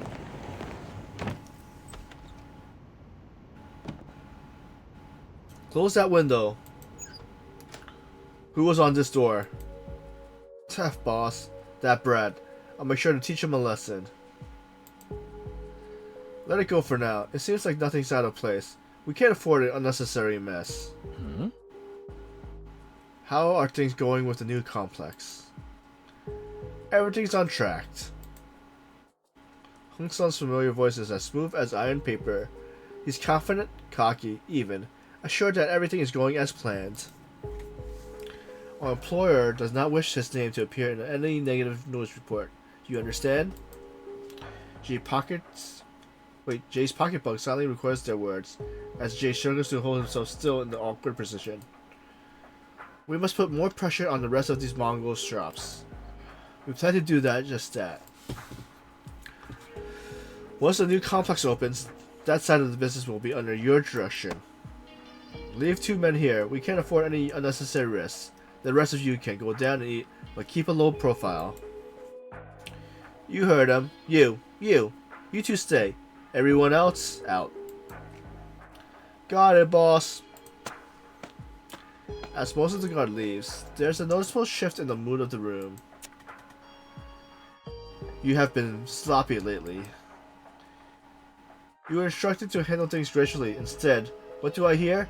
Fighting on the streets? Kidnapping? You're acting like a street gang. Hearing this, Jay stiffened and laughed from his hiding spot. He seems to truly believe in the hype of the name, the Tong Kanching Chamber of Commerce, but it's a gang, no different than any other. Say what you will, we're nearly completed our work. The finished contracts are in the cabinet, and will save our employees more than a little money. His voice dripped with greed and violence. Those savings came wrenched out from people's livelihood. Allow me to get them for you. Footsteps inch closer to the cabinet door. There's no easy way out. He's just one chance and it's coming fast. Closer. Closer. He clutches his knife. He can hear the metal anxiety tremor, just like the pounding of his own heart. Got a present for you.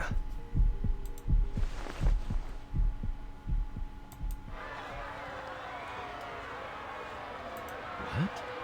What's that racket? A sudden loud disturbance seems to grab the attention of both men, and the cabinet door remains closed. No need for concern, we have more than enough security downstairs to handle any situation.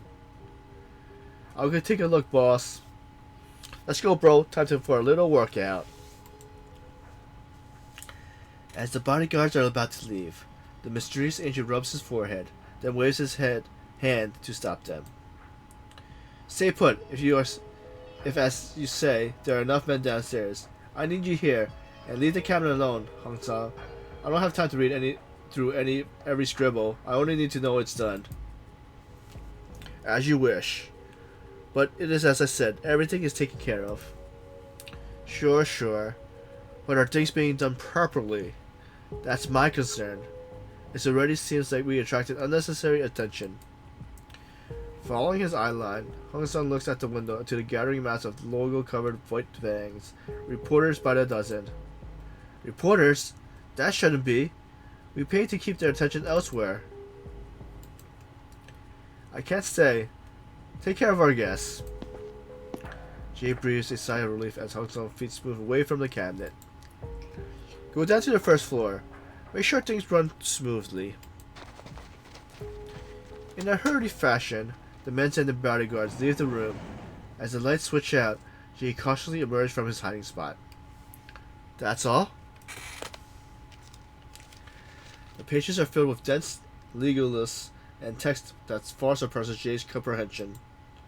It might as well be a phone book to him, just another thing to practice cutting with his knife. Whatever the hell these things say, they're mine now.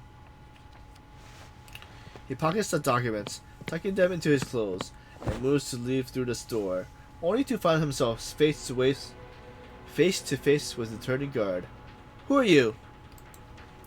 Somebody's here. Sorry, buddy. The punch lands squarely on his nose, followed swiftly by a second to the chin. Taking down one guard might only require 2 unsuspecting punches, but dealing with 3 or 5 more won't be so simple. That dude's head's like a rock. He shakes off the thing in his hands. His path left and right are blocked by rushing guards, leaving only one way out. Is it the window?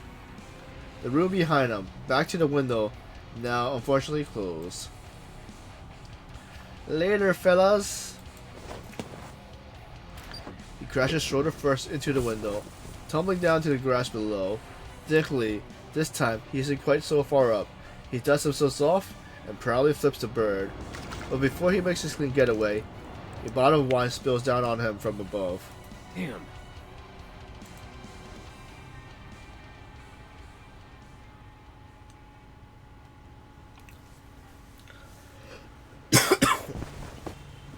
The sheriff.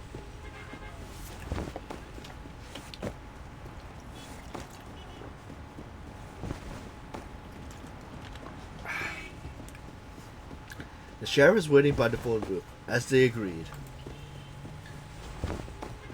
Yeah. I was taking a sip and it's just like I was something caught in my throat. Black hands. Jay braces against the hood of the car, stalled in traffic, leaping over expensive vehicles and leaving a trail of blaring horns in his wake as he arrives. 7:43. You're quick. I'll give you that, kid. Douse again, though. At least this time you don't smell as bad. Some documents. The bug. Is that it? The sheriff flips through the documents, a smile spreading across his rugged face. So what's all the scribble? Benefactory. Stuff that could really ruin someone, but it's best to keep that bullet in the chamber for now. The sheriff pockets the paper and leans into the radio to notify his superior. We got the evidence on him. Can we move in? The sheriff waits for a brief reply over the static. Is that your boss? They trustworthy? It's always good to have a heavy hitter in your corner. I owe you one, Jay. So, then you cut everyone loose, the ones in the slammer, and the bums your guys ran off. Give them a break. If and only if we can wrap up tonight's show with a nice little ribbon. And what about the shops that got snatched up? Not my jurisdiction, Jay. They're gonna need lawyers, but there's a good chance they'll get them back.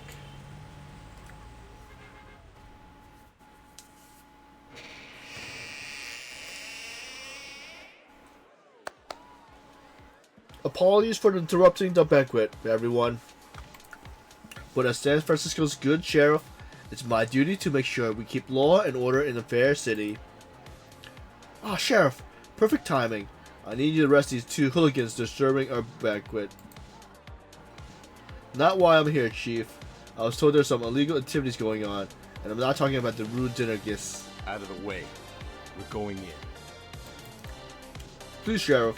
Many respected figures in the city are attending this event. You might want to reconsider your re-election campaign. Let's start with this one. Me? No. Perhaps there's some misunderstanding. Unhand me. Hey Panzer, thanks for the 14-month sub. Thanks for the lurk. Hope you're having a good day.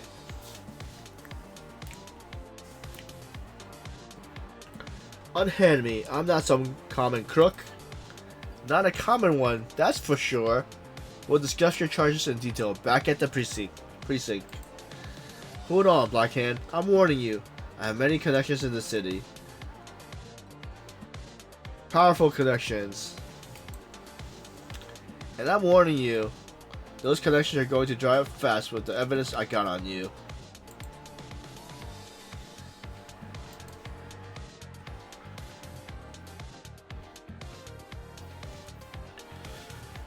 Yeah, nothing popped up on my activities feed for your sub notice.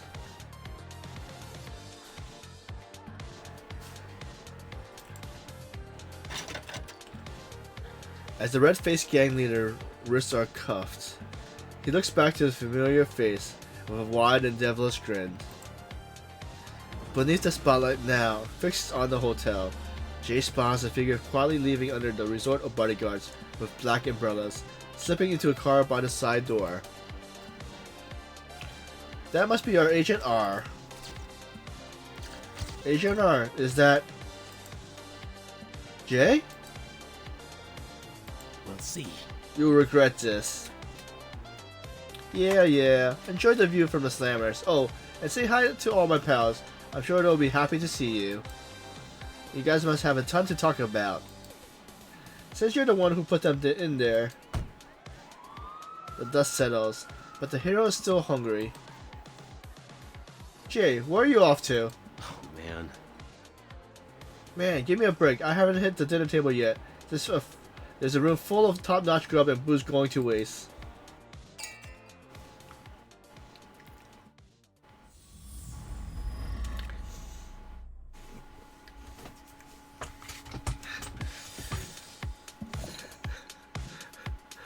So Amelia, you have good luck off stream, but bad luck on stream.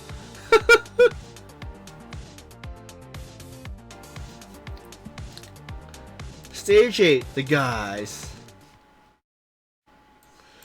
I'll allow that.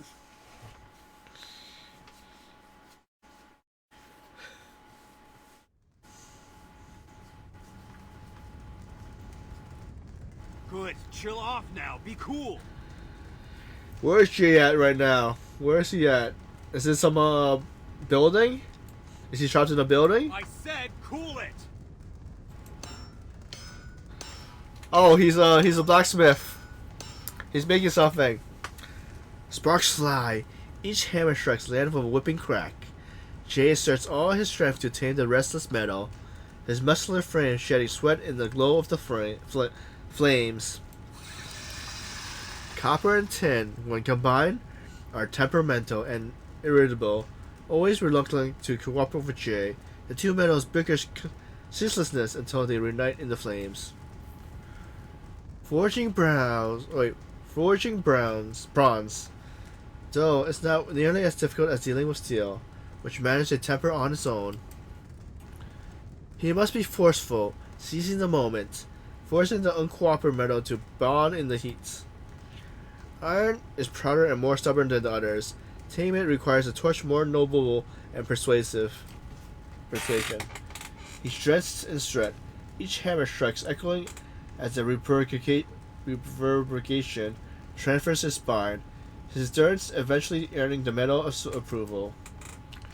Aluminite is light and playful, and Goza is elegant and silent, never opposing his will.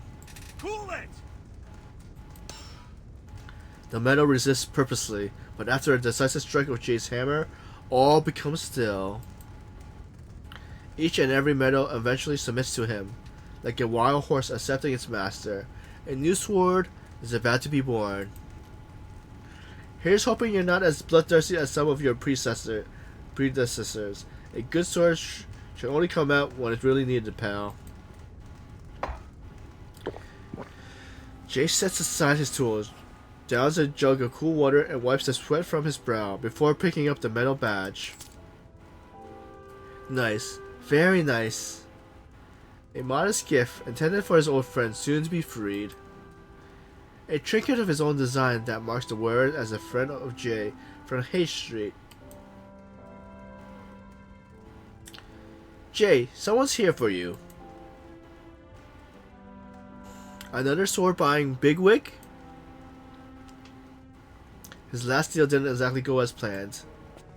The visitors entered the forge ahead of Jay, the sheriff greeting him with a warm smile. Good morning, Jay. Hooey. It is hot as hell in here. The forge is still blazing hot as he enters. Arming your boys with some fresh steel? Haha, no. But If you're in the market of something, just let me know. I'm going to cut to the chase before my eyebrows changes off. I need you to come down to me to the office. Got some papers for you to sign. So, you putting in an order or not? You wish. Nah, not buying anything. It's about your immigrant friends. The time has come for him to keep his promise. I worked something out between the mayor's office and INS. They'll let your friends stay, but only if they get a sponsor. It's a formality, really. Just need to make sure you got someone to blame if they get in trouble. So, you have to watch out for them. Count on it. I'll be there for my friends. Come on, Beckett. Go get Halleck too. If he's snoozing, give him a kick. And grab that stack of those badges from the table.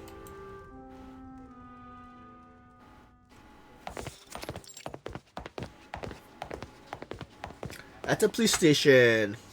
How many left? One stack per head, Jay. Jay can't recall the last time he wrote his this much. Would have to have been before he left school. Maybe never. Polly would have left a trail of neat, pretty signatures. Oh, thank you for the follow, truly, Celine. Have you, not sure if you played Reverse, but hope your days go well. Polly would have left a trail of neat, pretty signatures, not like this is ugly straws. Oh, that's good.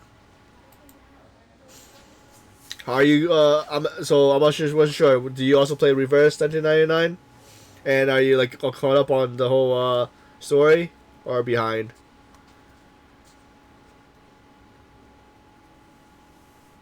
And thank you again for the follow. Jay can't help but think of his sister, Paulina. She probably does this much paperwork every day at her fancy foundation job. All set. All set. Now I mean it. Don't let them get into trouble. I pulled all the strings. I gotta get this done. I'm doing pretty well. Just finished some VODs the last couple of days, and I'm still continuing. Just wanted to do a last minute, do a stream before the event ends. We did miss out the graffiti art for the main story because I believe it ended yesterday, and I didn't find out until today. Hey Vash, thanks for the lurk.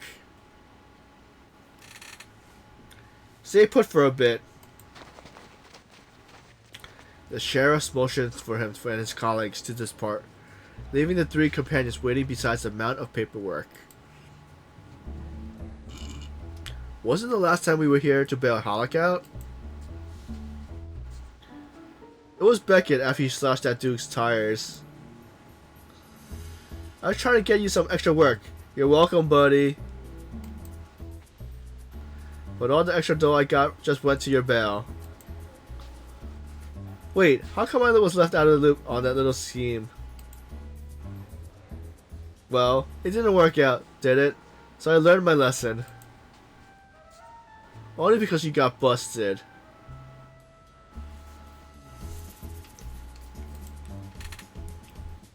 Who got busted? The sheriff strides in, followed only by the two uniformed deputies.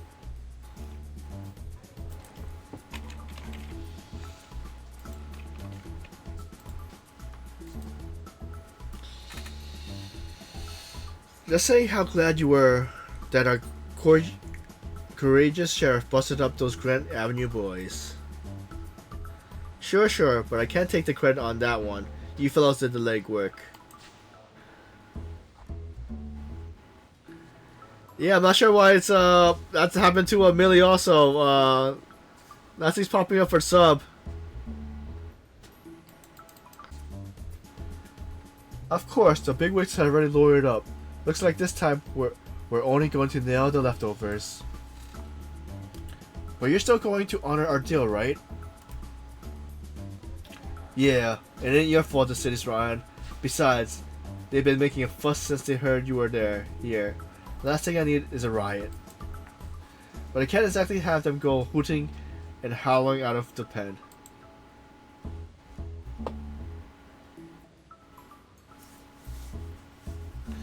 What do you mean? It's so far nothing's in the future. Everything is everything is everything is like time travel, where the storm kind of erases like the past. So, but we're kind of also going back in time. So most of the characters you see,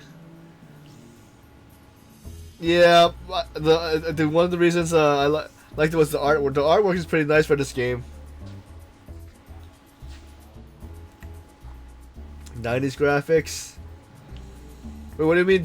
Well, man, like, I'm not sure about the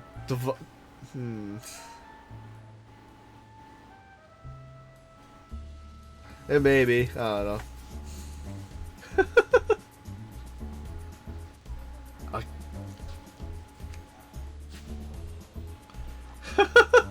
Are you gonna be playing anything soon? I'll get them out one by one when we got time. We'll drop them off around 10G.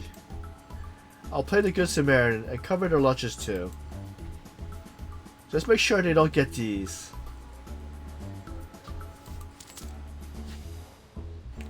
The gleaming badge symbolizes Jay's friendship and his promise of protection.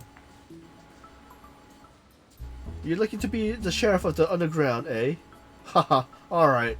I'll see to it that everyone pops up at your eatery wearing your little badge. Just remember to whip up something tasty for them. They'll be needing it after a few days of holding pen grub. Don't you worry about that. I'll hook them up with jobs again and make sure everyone gets a decent meal.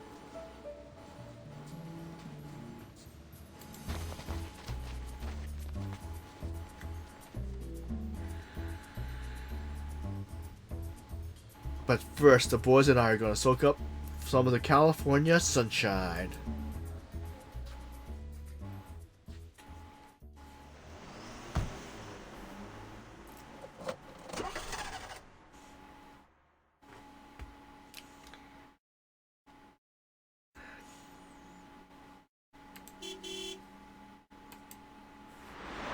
Did it conk out? Weren't you the one who said this clunkers was fixed? Well, when I came into the shop, it was just the tires that were shot. I sorted that out way back. The tire might be the only thing on the wreck that isn't busted. Alright, so we stop whenever the car stops. Time for a photo op to mark another triumph. Another victory for Jay, a victory for H Street, and for the dinner gang. Now let's hit the gas. Get moving. And if the car stalls, we'll bow out. This place ain't half bad. Take a look, guys. The bridge right behind us. The Golden Gate Bridge loomed up high behind them, crossing the bay that launched a million dreams and took just as many in.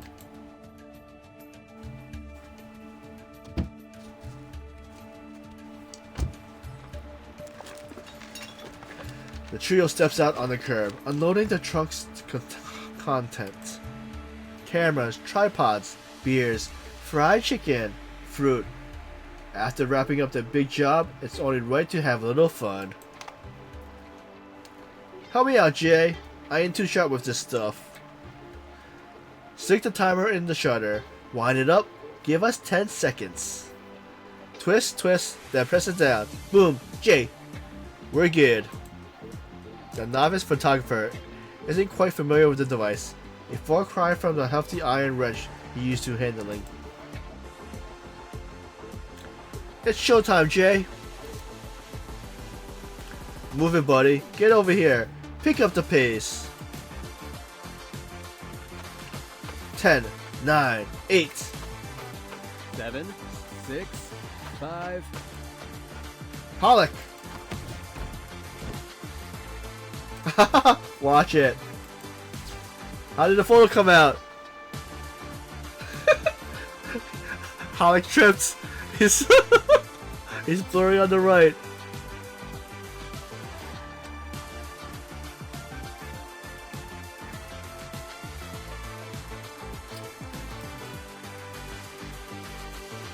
You okay, buddy? Damn, who's the joker who tossed this banana peel here? Yeah, we might be crooks, pal, but litter bugs. A culprit feigns ignorance, rubbing off the remaining scent of banana in his pockets. Beckett, show him your hands. There's some fried chicken, boss. Fried chicken, they're all greasy.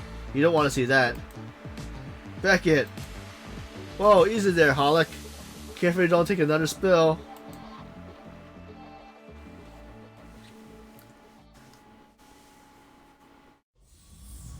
And that's the end of Jay's story.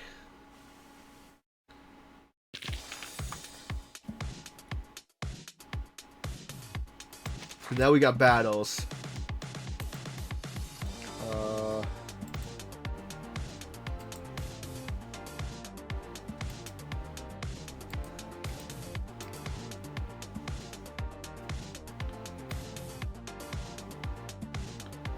See.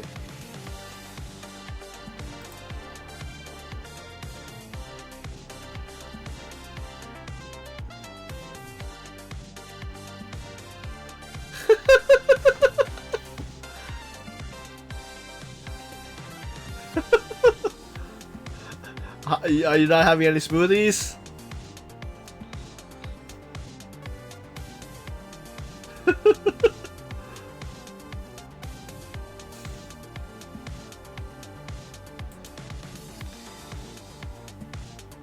smoothies.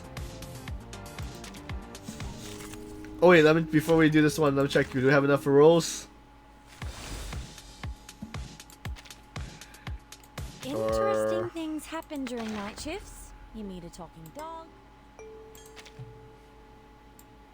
We're short by 500 or 400 and so let's see. Can we make up some of the wrong one? Is it bank? 60. Oh, I forgot it's a monthly thing. Max. Okay. All right. Interesting things So we got a happen during 10 night pole. shifts. You meet a talking.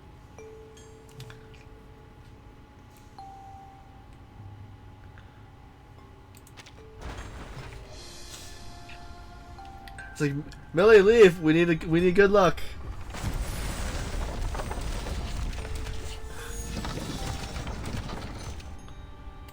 Ah, nothing good.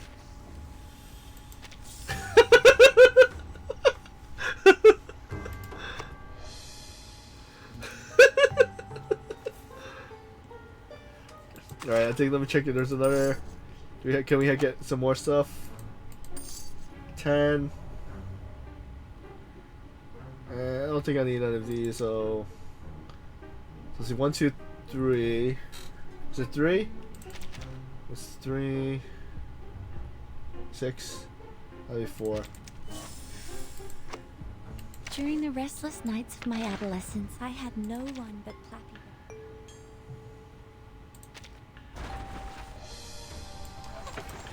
Oh, there we go. It's a 6 pull. Do we win the 50-50? Alright, let's see if we win the 50-50. Who do we get?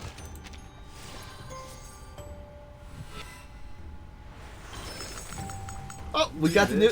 We got Jay! Joe Brown! Boss, I know some rich jerks that pay through the nose just to build a house here.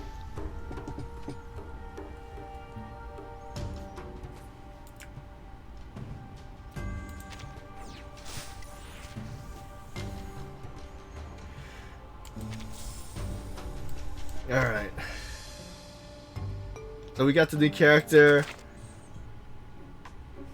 And now we'll do the... Wait, we still have the... I forgot his, the battle stuff.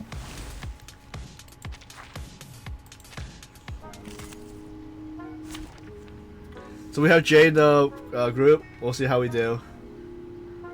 So this is usually the trial character we get. Easier to fight here than a back alley.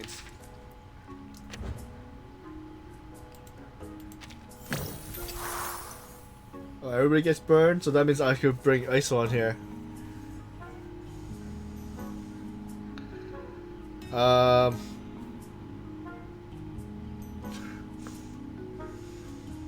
Melee plays League.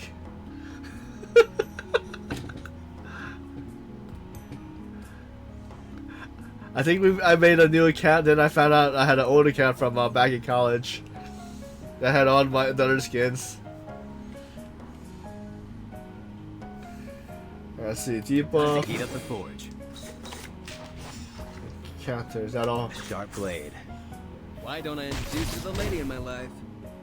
My forge, my rules. It won't last. Attack. Body's all natural. It won't last.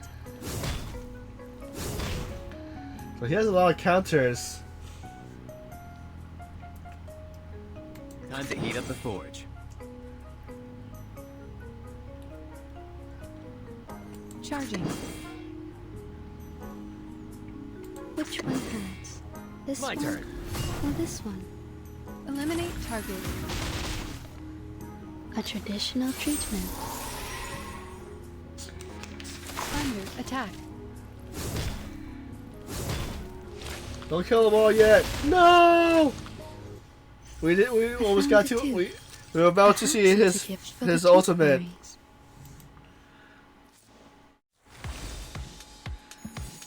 Alright, see the second. This one's a little bit harder. Step into the fairy ring.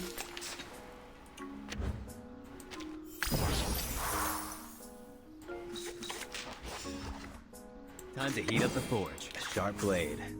What'd you think about this? My forge, my rules. Stop breaking Nightbot.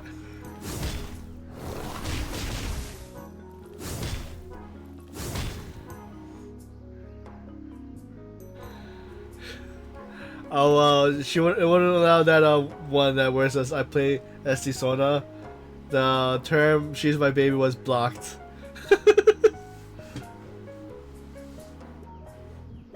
Time to heat up the forge.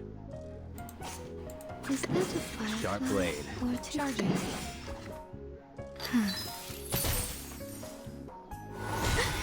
Why don't I introduce you to the lady in my life? Faraday's miracle.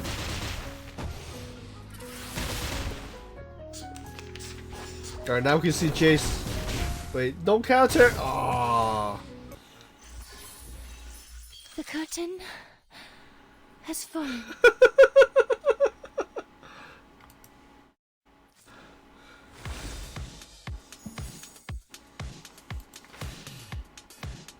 Stage 2, behind the scenes. Is Jace on this one? Alright, hopefully we can see his...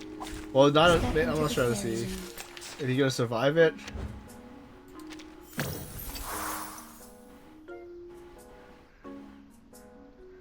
A sharp blade. Time to heat up the forge. Charging. What'd you think about this? My turn. Eliminate target.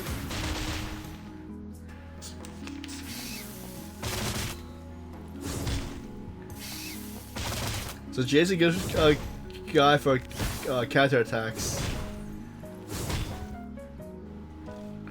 Huh. A sharp blade.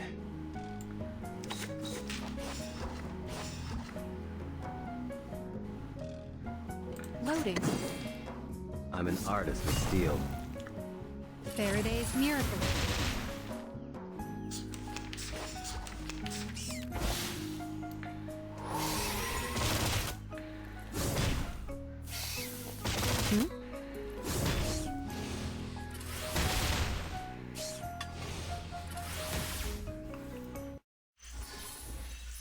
The curtain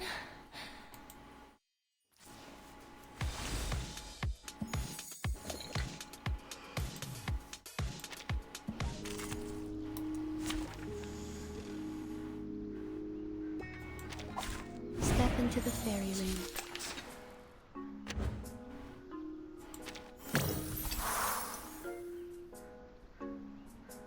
A sharp blade. Time to heat up the forge. Charging. What you think about this? I'm an artist with steel. The light that illuminates all.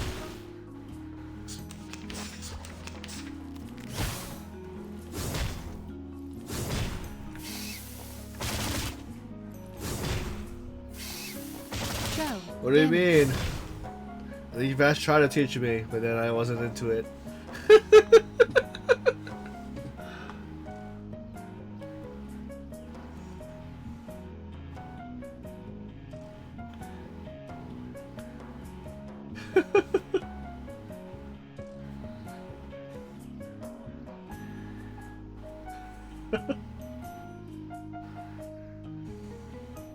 Loading. Charging. Loading. Barrage. Aim and shoot. Eliminate target.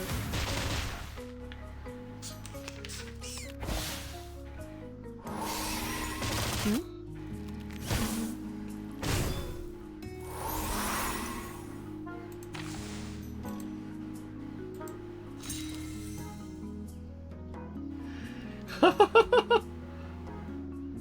A sharp blade. Time to heat up the forge. Which one hurts? This Why one? don't I introduce you to the lady in my life? My turn. Come back to me.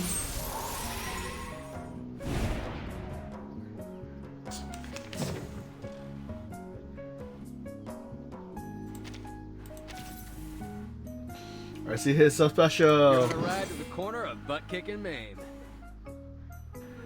Charging. Time to heat up the forge. Melt it down, forge it up.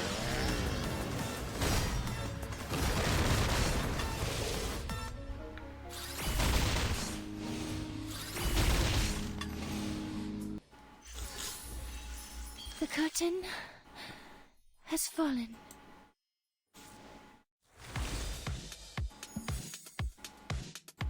Stage 3 now.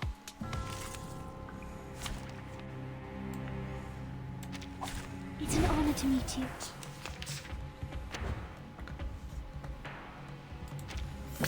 Okay, so we have ice on in the game. Let's see, debuff, It is here. I can hear it. counter.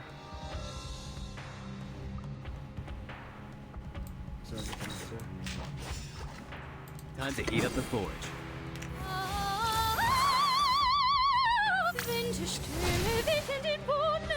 I'm an artist with steel.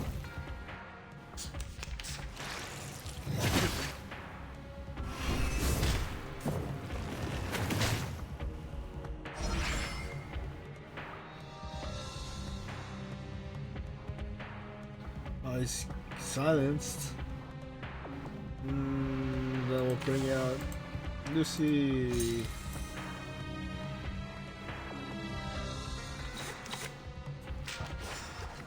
Charging.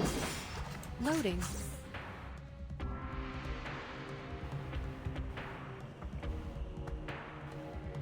Charging.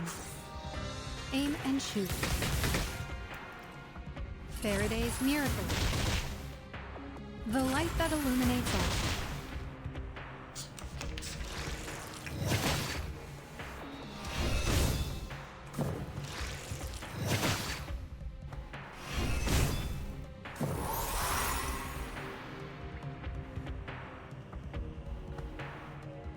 A sharp blade. Circuits functioning properly. Time to heat up the forge. Charging. What you think about this? I, Robot, child of science.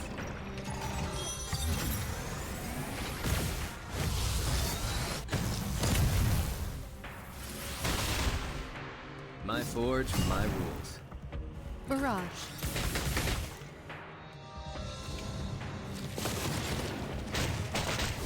Attack.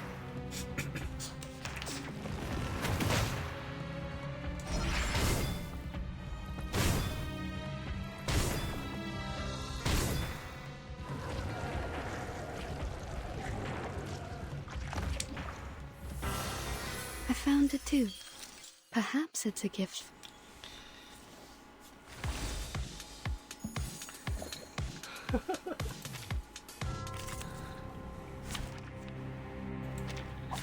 Easier to fight here than a back alley.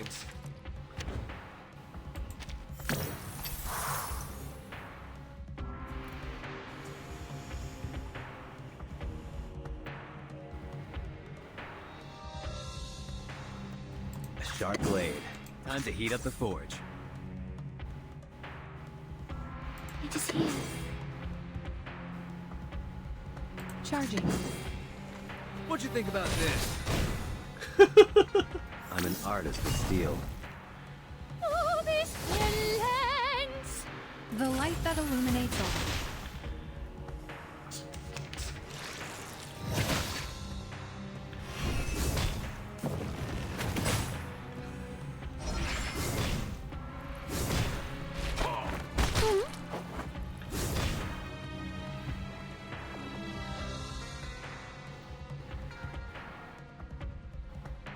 Which one ends? Loading. This one A sharp or blade. this one?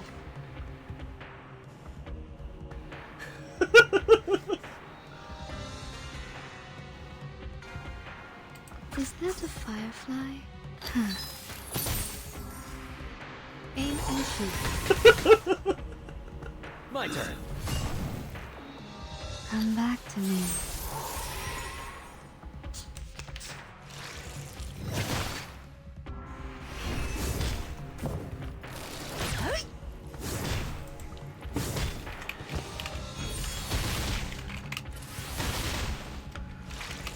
Thunder. Attack.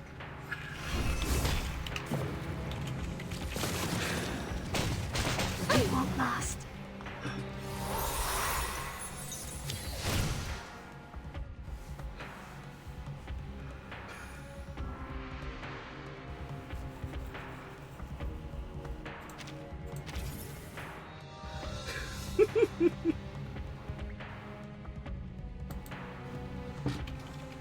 And didn't we beat the forest?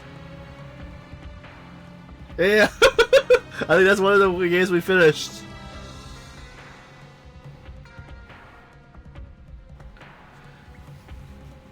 I think they added a lot more DLC. Oh wait, they added more stuff to it, didn't they? I'm not sure what other new stuff they are.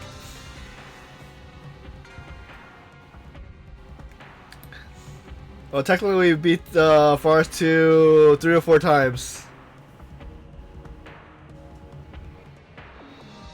Didn't we beat it with Molo too?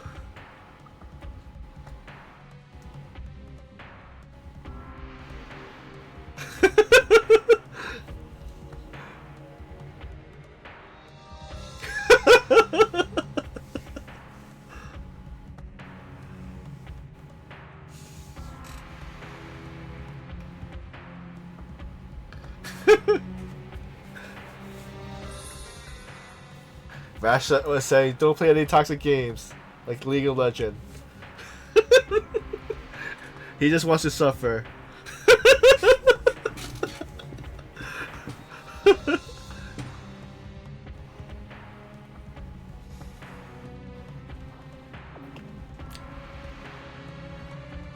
can hear it.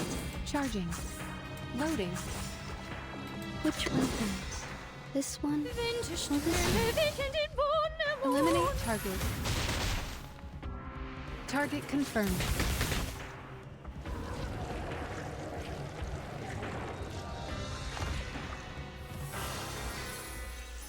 The curtain has fallen.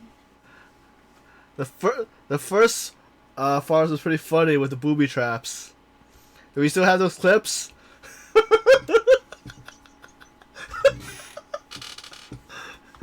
And we could do a Vash's point of view.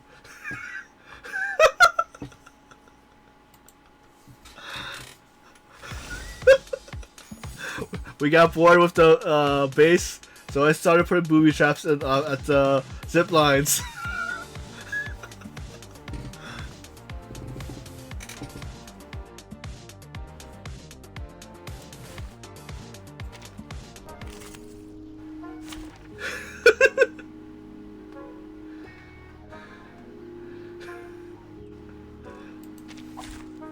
into the fairy ring.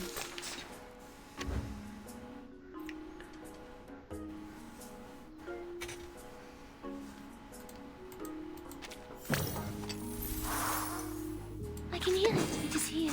Time to heat up the sharp blade. Mon officier n'est pas un capitaine. Oh, this violence. My turn. 8th Street style.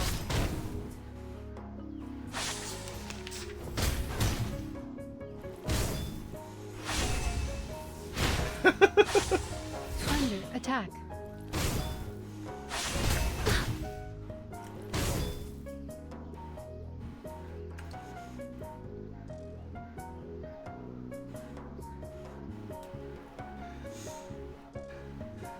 But did John make his way to your poem?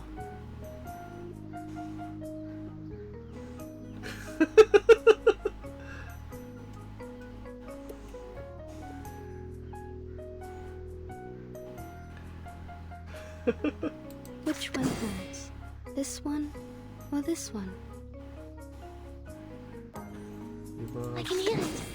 Time to heat up the forge.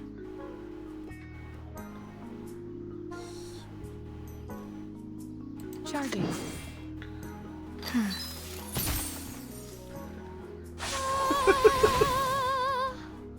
What'd you think about this? Oh, congrats on your shiny, Aim Millie. and shoot.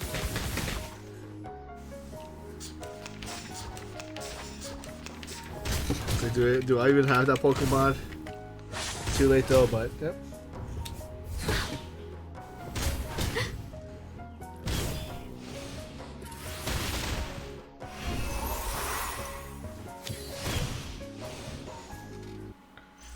As long as I've got you at my side, I've got nothing to worry about.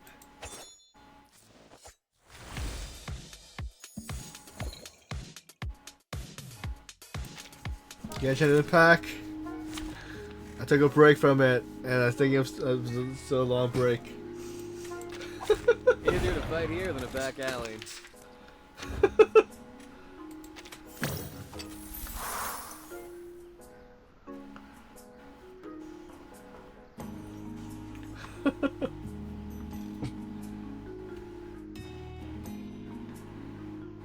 I can hear it. Time to heat up the forge. A sharp blade. Loading. Why don't I introduce you to the lady in my life?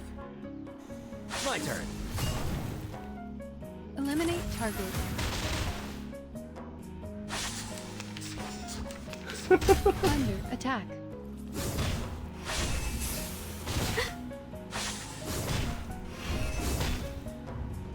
It won't last.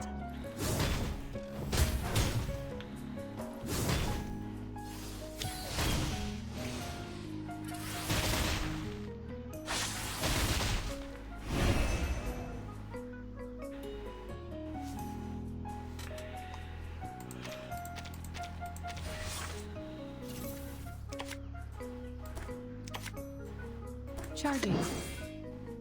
Time to heat up the forge. Loading. What are we building in League of Legends? Charging. The light that illuminates all. I'm an artist with steel. Barrage. Target confirmed.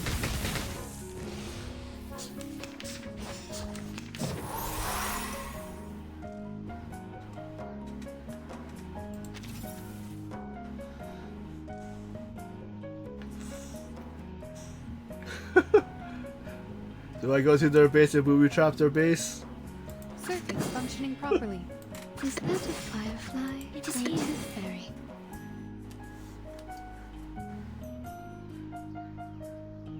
Which one hurts?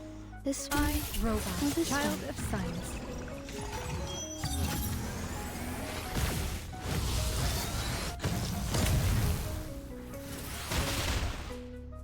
A gift in return for your tooth.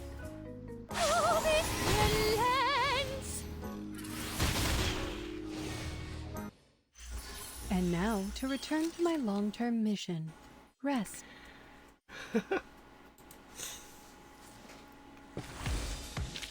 What? What's worse?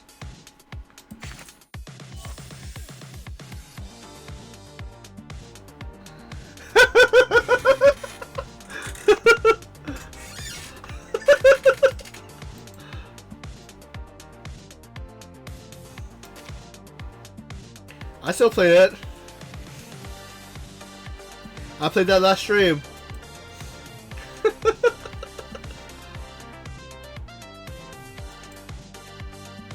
But it's a single player though, unless you want to do the friendly battles.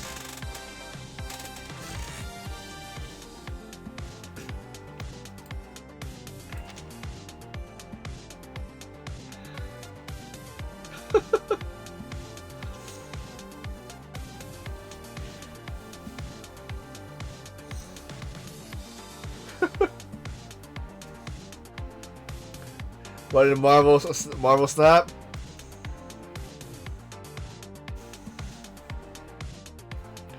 You